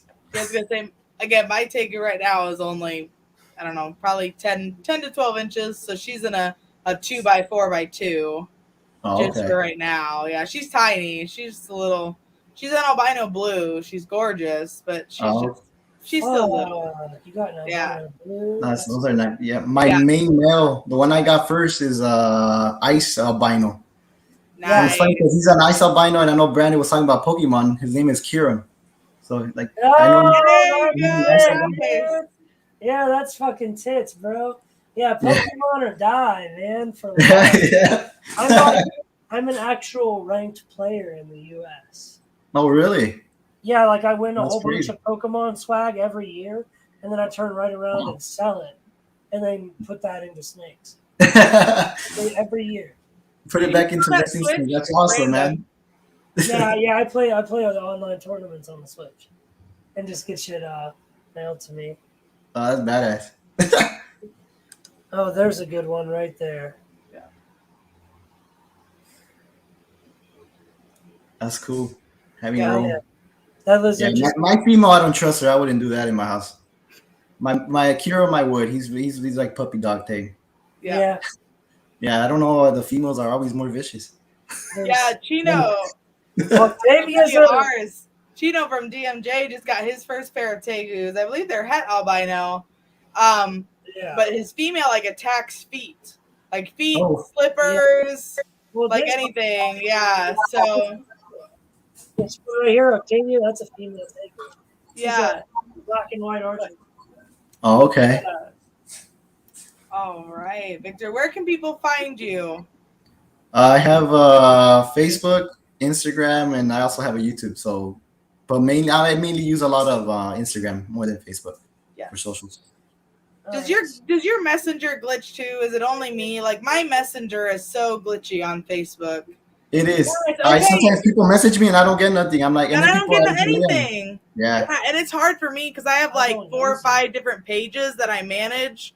Some of them are me, some are for friends, like businesses and stuff. I do a lot of the marketing stuff. And so I don't ever get them. Like I've got 6 different messengers I got to check all the time and they never come through. You know, it's like. I even get some, I don't know if you have that issue, is it says that you have messages and there's nothing there. And then there's nothing there. Yeah. Yep, so all the time. Or I get the same notification for the same message like 6 times, you know, and I go back and I'm like, oh, they haven't answered yet. Yeah. All so right. yeah, like I said, it's just Facebook, Instagram, and then I'm YouTube as well. So that's good shit. Fucking. So, do you think you could do this as a job? I hope so. That's what I would like to. Like allow me to rephrase. It's very obvious in the reptile community that you can do ball pythons as a full-time job because of the supply and demand, really. Yeah, the supply, the demand, the genetic power. They're docile. They're cheap to keep, you know. So there are a lot of ball python breeders. Yeah. Where it is their full-time job. So it's not like people in real estate where they invest in real estate and where there is one success story, there's 1,000 failures. Yeah. With ball pythons, where there's one success story, there's also hundreds and thousands of success stories. Yeah. So that's more or less what I want to know about blue tongue skinks and the business side. Is it possible to? Thanks, Elliot. Is it possible to do this as a full-time job? Is there someone doing this as a full-time job? And you know, as far as doing it as a full-time job, what's your potential? What's your market potential? Because I'll tell you, next year I'm going to make 6 figures, and I'm not telling you that like I'm so confident, like that's my goal. I'm telling you that because I fucking know for a fact next year I'm going to make more than $100,000. So tell me about this business and blue tongue skinks. I want to know, because if there's a business that's not ball pythons that I think you might be able to get it done in, it might be blue tongues. Yeah, I mean, honestly, blue tongues are like underrated. Like a lot of people don't really bring them up to the light. I think I'm pretty much doing that right now. I know Tiki's Geckos, Manny talks about them, but it's not like their main focus and stuff. If you notice, it's like they have everything. So that's my main focus. I'm pushing it to actually talk like how great of animals it could be, and also now knowing that people are actually learning that there's actually morphs in them, like the blacks, the whites, and albinos and stuff like that. So I think that could get it started. It might not happen fast, you know, like nothing happens from day one, you know, in 1 year. It might take a little while, but I hope that I could see this as my full time. And like with my morphs and stuff, there's also waiting. I have to tell you that I have a waiting list on my morphs already. I have a long list of people waiting on them. So I'm hoping they produce this year. It's all up to the animal, you know. Like if they want to have babies, they have babies. I could have like an estimate of how much I think I could be making as well for this upcoming year. So it's nothing close to what you're saying, of course, but it's all, I do believe it could become something. It's just like I'm saying, I'm trying to promote them, trying to bring them to the light, and hopefully people understand and maybe get into them. So, is there someone out there right now doing blue tongues as a full time job Um, that you know of? Not the only one that I believe. Yeah, he does it full time. Is like Ray Gerge, one of the originals, but he's retired already from his work, so he does that full time. That he's a founder of them. That he does that full time right now. But honestly, I don't think anyone right now is doing it full time because See, they really don't have a big base like to promote and stuff. Like no one really pushes it out there. That's the thing that's kind of like I don't understand why no one's trying to introduce these beautiful lizards to show. And I honestly think personally that it could top at least for the four-legged lizard, for the four-legged reptile, that it could actually be dominant in the. I know it will never be ball pythons. It will never be close to that. But I think in at least the four-legged reptiles, I think it could be the top pet, the next pet. I think it could Personally. be hognose. Because hognose, they sell just as fast as ball pythons sell. There's not as many morphs, but there are still expensive more. Yeah. As a matter of fact, I was just at NARBC Arlington in Texas, right? Yeah. I did a post, and the first snake on the post was a solar flare hognose snake produced by Tom Harbin. And there are two snakes that everyone wanted to know about, and that was the solar flare and then another snake from Justin Kabelka's table. Yeah. But everyone wants to know about Justin Kabelka's snakes. Right? So what about CT Houston isn't doing it any as a full time? I know he does. He has more than just blue tongues. Yeah. He has also some snakes as well. I'm not sure what type of snakes, but he works with other species. But no, he does not do this full time. He actually has a job that he works with. Okay, I thought he considers it a small time breeder. He doesn't do this. He's more of a hobby breeder. He even said, I think he said it himself. Oh no, you're right. Yeah, no, you're right. I'm Yeah. a small hobby skink breeder. He says it in his. Oh, I love his intro for his YouTube. Yeah. This is Reptile Mountain TV, where your opinions are simply not facts. Yeah. I fucking love that. That's awesome. I think this is a good time for skinks to be coming to light too. Like I don't know, I've been talking to some monitor breeders because I have several different monitor species, and I know that dwarf monitors are becoming like really hot right now in the pet industry, right? Like your Kimberly Rocks and your Ackies and your Kingorums and all that kind of stuff. Oh, Ackies. Oh. Yeah, but no matter how you look at it, monitors are flighty. Their nails are sharp as hell. Yeah, like they're still. I would not ever consider any type of monitor really like a beginner reptile. Like I would never give a 6-year-old or 8-year-old kid that's an short monitor and be like, here you go, have fun with it. And I think skinks could kind of fill that void. Void of it's an animal that still looks really cool. It needs a good size cage, but nothing like 5 feet tall and all this kind of crazy stuff. Yet it's still, for the most part, says the beginner of a breeder, docile enough for like a first time beginner reptile with someone that's just kind of getting introduced to it. Because, I mean, fast moving reptiles, no matter how you look at it, just are intimidating to people that are new to handling reptiles.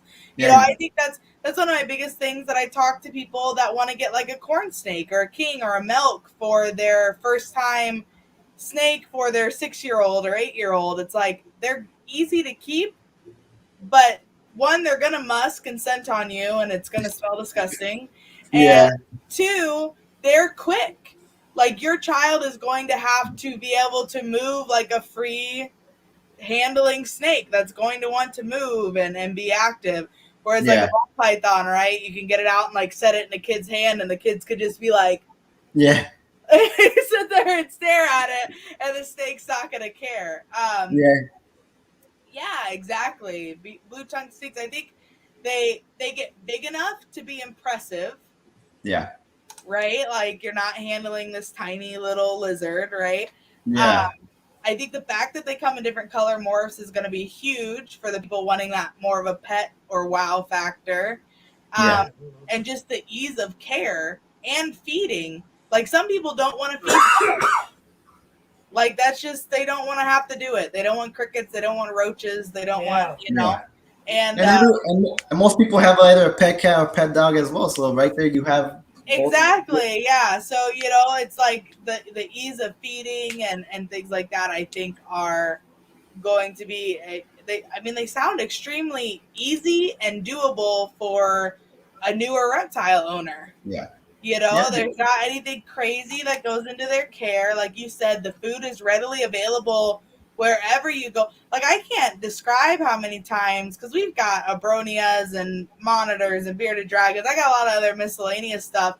Well, during this whole COVID 2020 pandemic thing, I can't tell you how many times I couldn't find crickets or dubia roaches or super worms just because they were out everywhere, right? Like it was a shortage of everything.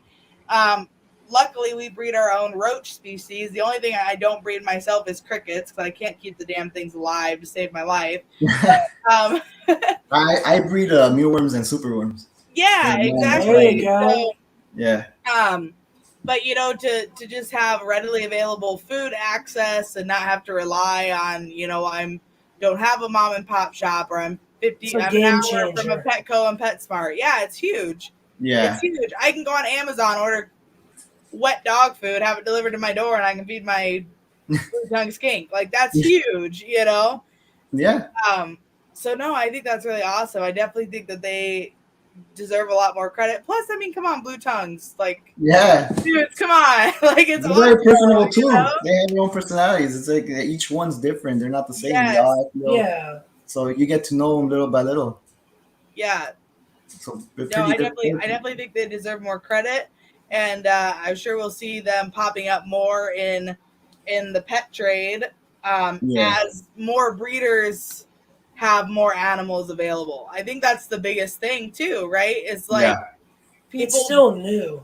Yes, you know, it's still a new thing. Because like you said, you know, you don't want to end up with wild caught animals in a new reptile home in general, and you don't see them in a lot of places. Like for a long time, the only place you saw blue tongues was at like the big reptile shows on importers' tables. Like that was where you saw them for the most part. So I think as supply becomes more available from people like you and other breeders that have animals that are going to succeed and do well in pet homes and even breeding homes, and as people become more aware, I definitely think we'll see the popularity of the species grow, as I think it should.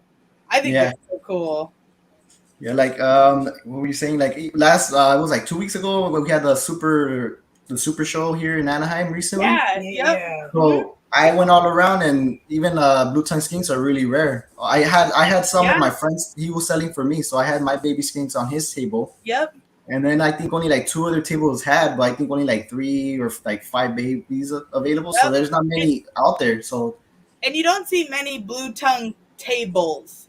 Yeah, like you know, you see a lot of people with like true. a bunch of different species, and there happens to be a couple blue tongues. Yeah. And I think stuff like that, you know, it gets overlooked very easy when you're looking at you know, when you're trying to sort through all the stuff that people have thrown on their table. There's 2 blue tongue skinks. Not that they're not beautiful and don't deserve to be recognized, because they certainly do, but there's just a lot to look at. And if you're not specifically looking for a specific species, it's super easy to overlook something like that, you know, on any table when it's just packed full of deli cups and they got like that netting over the table and all that, you know, I get you. Yeah. I mean, that's another thing. Like, hopefully that you don't see them many, and like you're saying, there's not a table that just works with them. So sometimes they get overlooked. So that's what I'm trying to hopefully in the future bring to light, or like to shows. And I went also to the second day of the show, so I took one of the hypermelanistics to the show to show around and stuff. A lot of people were like taking pictures and even asking where I bought it in the show. So I kind of get like trying to get exposure of them, and then I would lead them to the table where I had mine, or just to, people really like them. They're like, oh, how do I get one of these? What are they? And they ask questions. So I try to do that as well to like show people. Kids were like handling like, oh look, and I trust the ones I have because I've worked with them for so long. Yes. So I let them grab them, and they're like easy handleable. They're not even moving. Like I will put it in kids' hands, they'll just stay like that. Yeah, they're taking pictures. That's so awesome. It was really fun seeing like people's enjoyment in these That animals. is so awesome. Like I said, just posting up this story right for the live tonight, I had half a dozen people reach out and go, I didn't know blue tongue skinks came in black. Like, when did that start happening? I've seen some wild. Yeah, so there's definitely not a lot of awareness. So I think that's awesome that not like, only are you. Oh, sorry. No, go ahead. No, like I was saying, like I do have the black and white, so I'm hoping in the future I do produce the actual double visual, which they call a platinum. I didn't bring that up earlier. So I said it's the platinum. Platinum. So that's why earlier, I don't know if you read, someone said bring out the platinum. Yep. Well, that's a future plan I'm trying to like work on. So how much does a platinum go for? A platinum is going for about like 15,000. Yeah. That's just what I had in my head. Yeah. Like, whatever. If you got for ball python breeders, that's chump change, please. Please, my normals will shit on that. My normal heads. Oh man, no, that's good. That's really good. Yeah. So, okay, then for as far as pricing, then, because I have to tell people a lot that I do not breed pet snakes.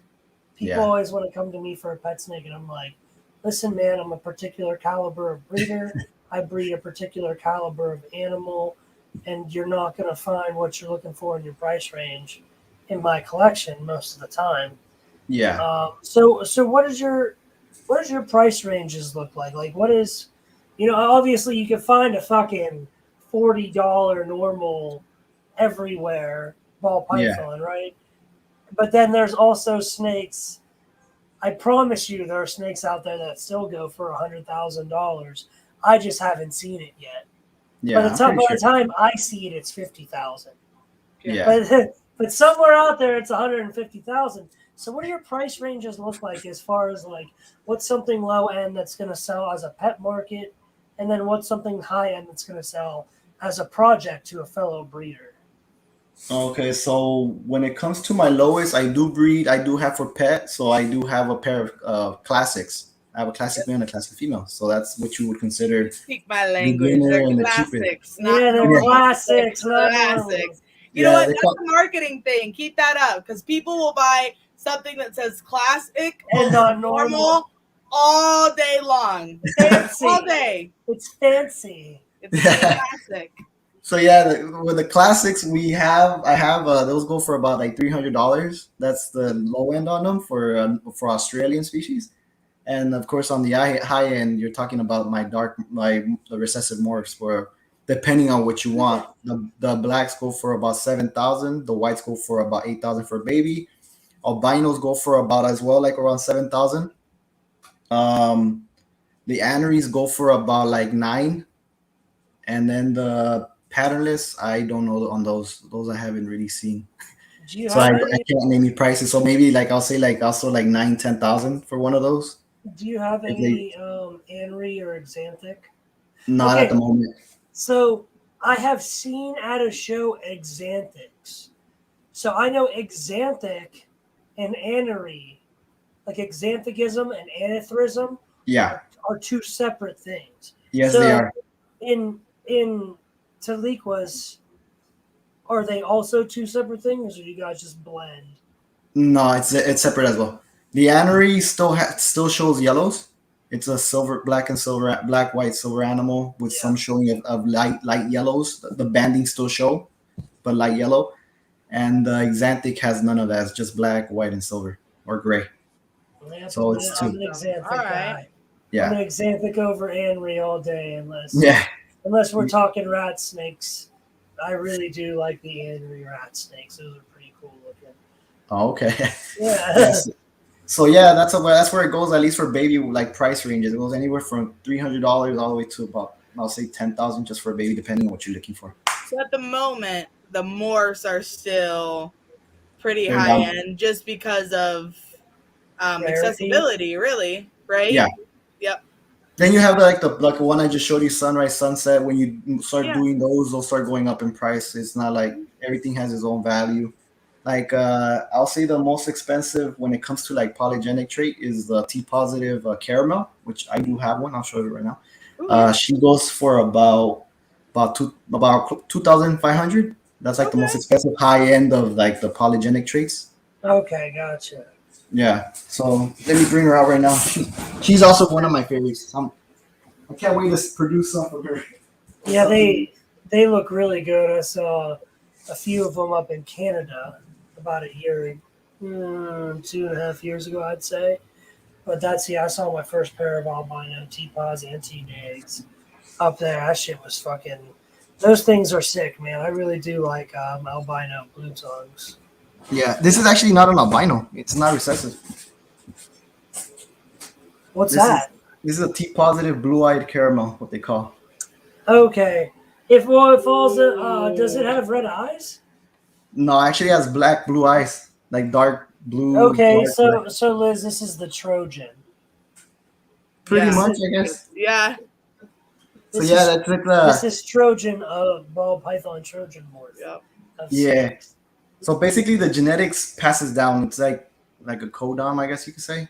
Yep. Yeah, I didn't Basically complete down it. Yeah. Yeah, because Don't worry, we educated around here. We're not regular ball python. Yeah. I know.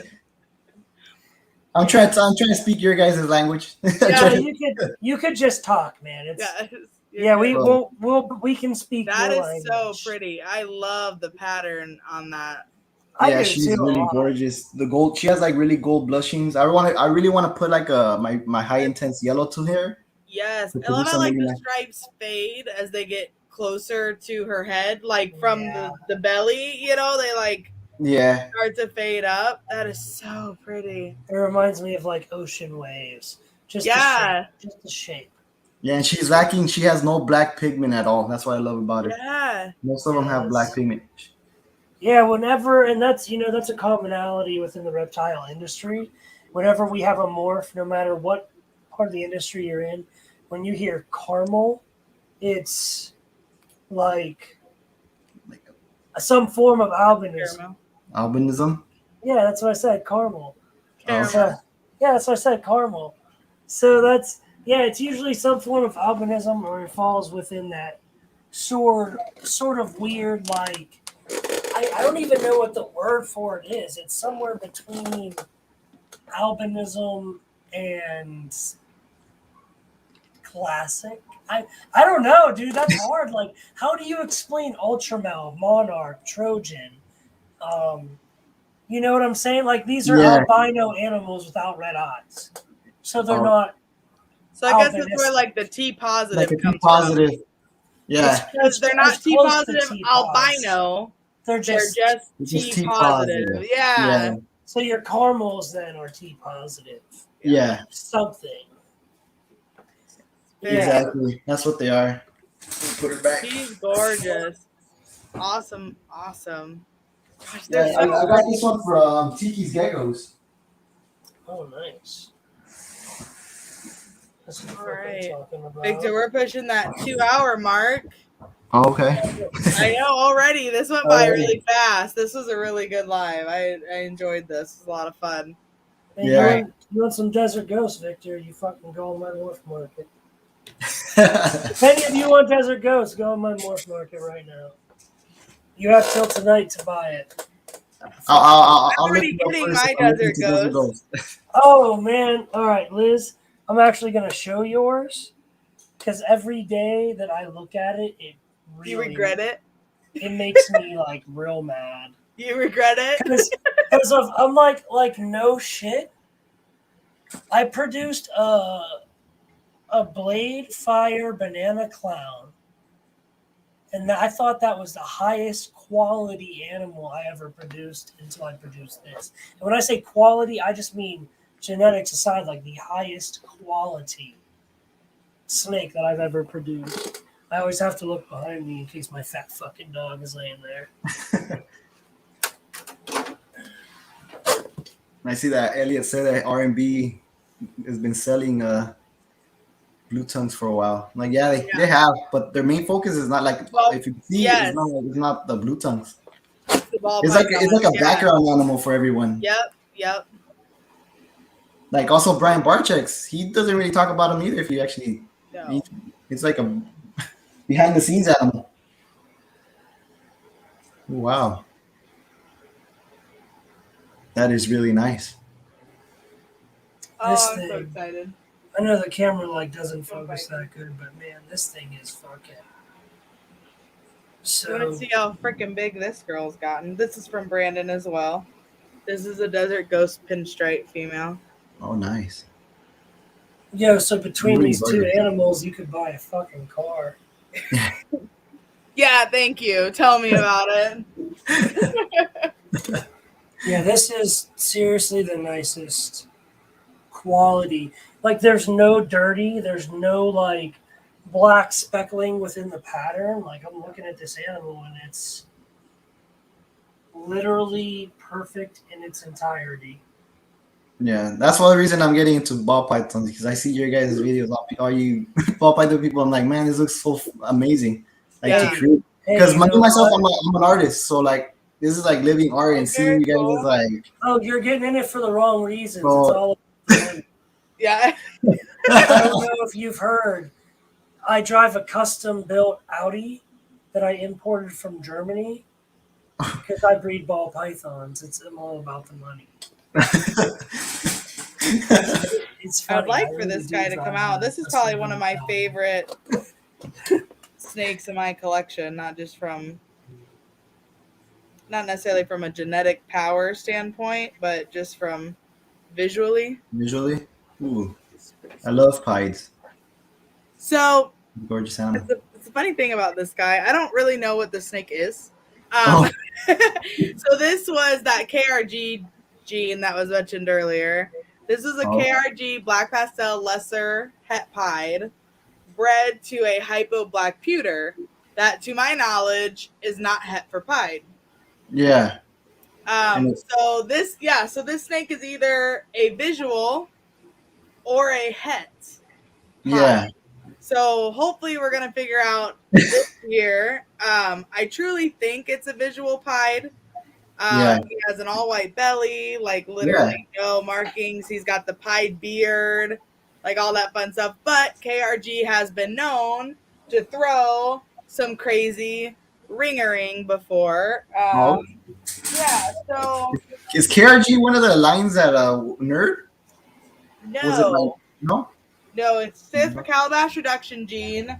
It originally started. I got my originals from Jim Holt from Fox Valley Reptiles. Yeah. It originally started.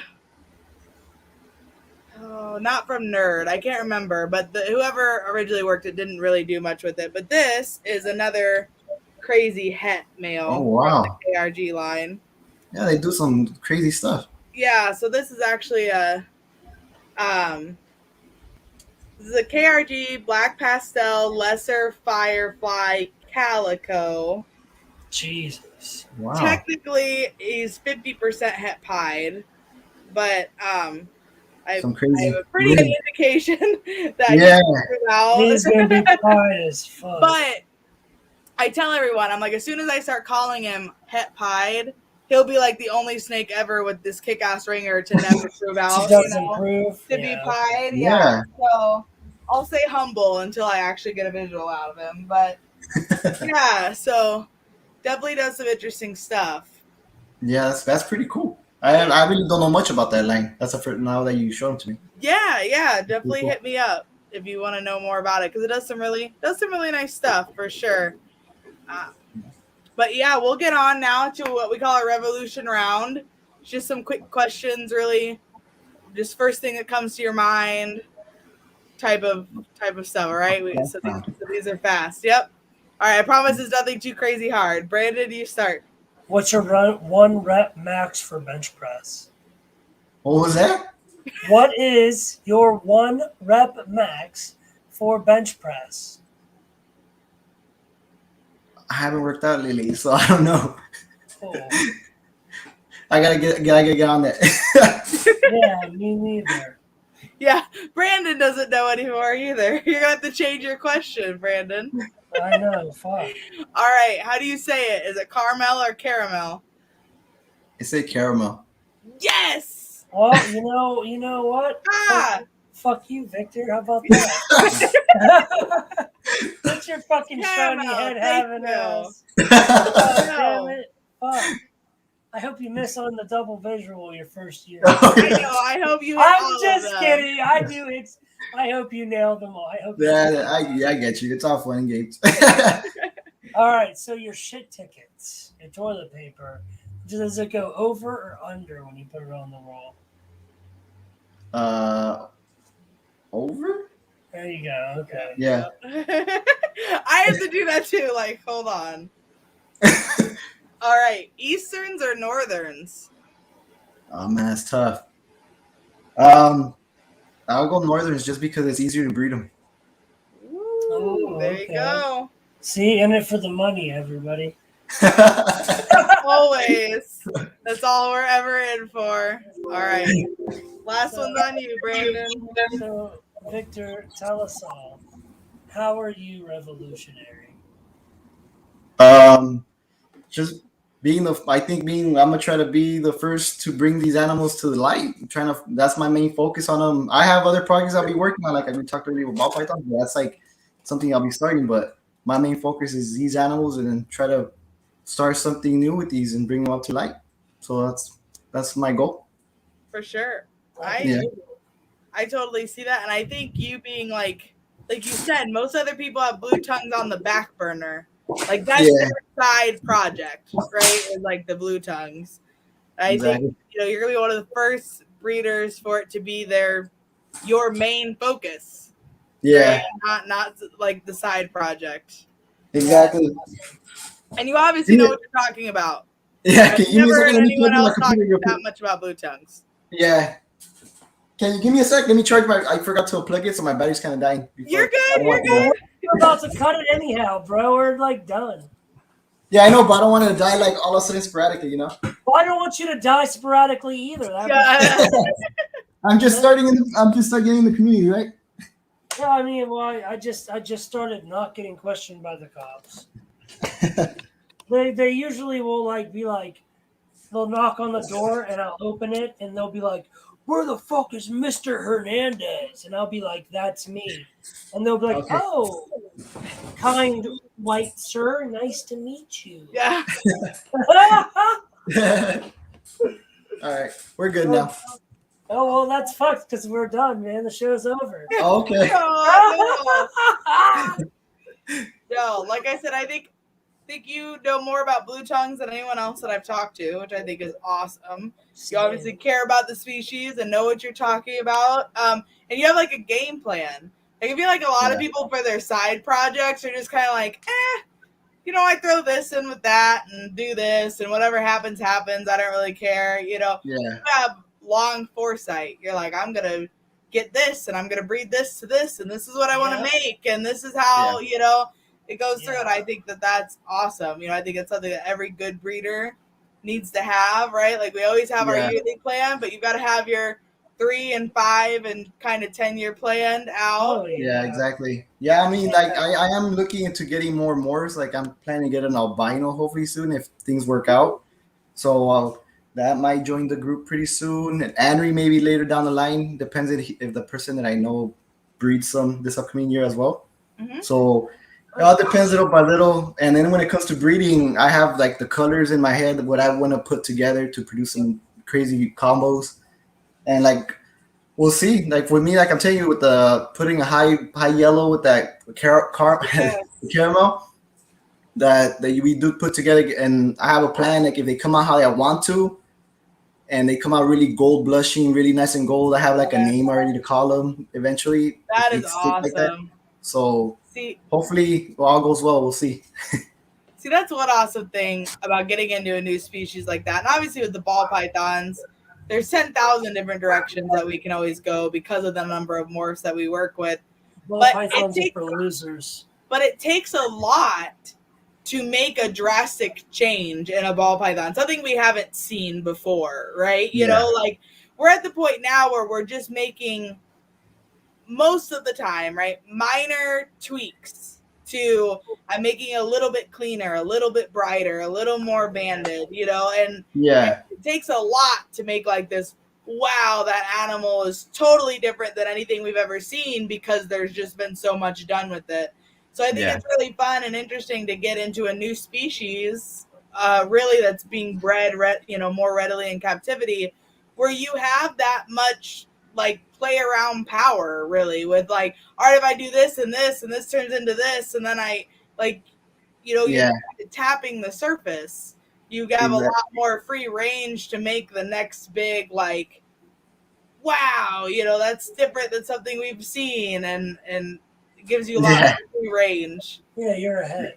Yeah. You're ahead. Yeah. I mean, I know some people that have some incredible stuff.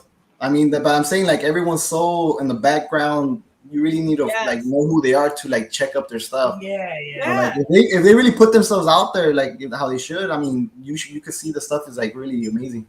Yeah, I don't doubt it. That's awesome. Yeah. Well, buy my ball pythons. That's all I can say. Yeah. Yeah. Well, thank you, Victor, and everyone for stopping out tonight. We had a great time. This was awesome, and we'll have to have you back on in the next year or so, after maybe actually your next season, and see where you're at, what we've produced. Yeah, that's what I'm saying. If you don't hit the double visual, though, you're not coming back on because you ain't nobody. I'm just playing, bro. It was awesome to have you. No, go ahead. I was gonna say, the baby white ones are still young, so I don't know if I'll be able to breed them this year. So it's gonna be like another season. Well, eventually I will. I'll let you guys know. Yes. Well, thank you for your time. We understand how precious that is. Yes. Thank you so guys much. for having me on. Appreciate it. Yeah, for sure. Brother. Yeah. We had a great night, and everyone, we'll see you next week. Yep. Right. Later, nerds. Bye.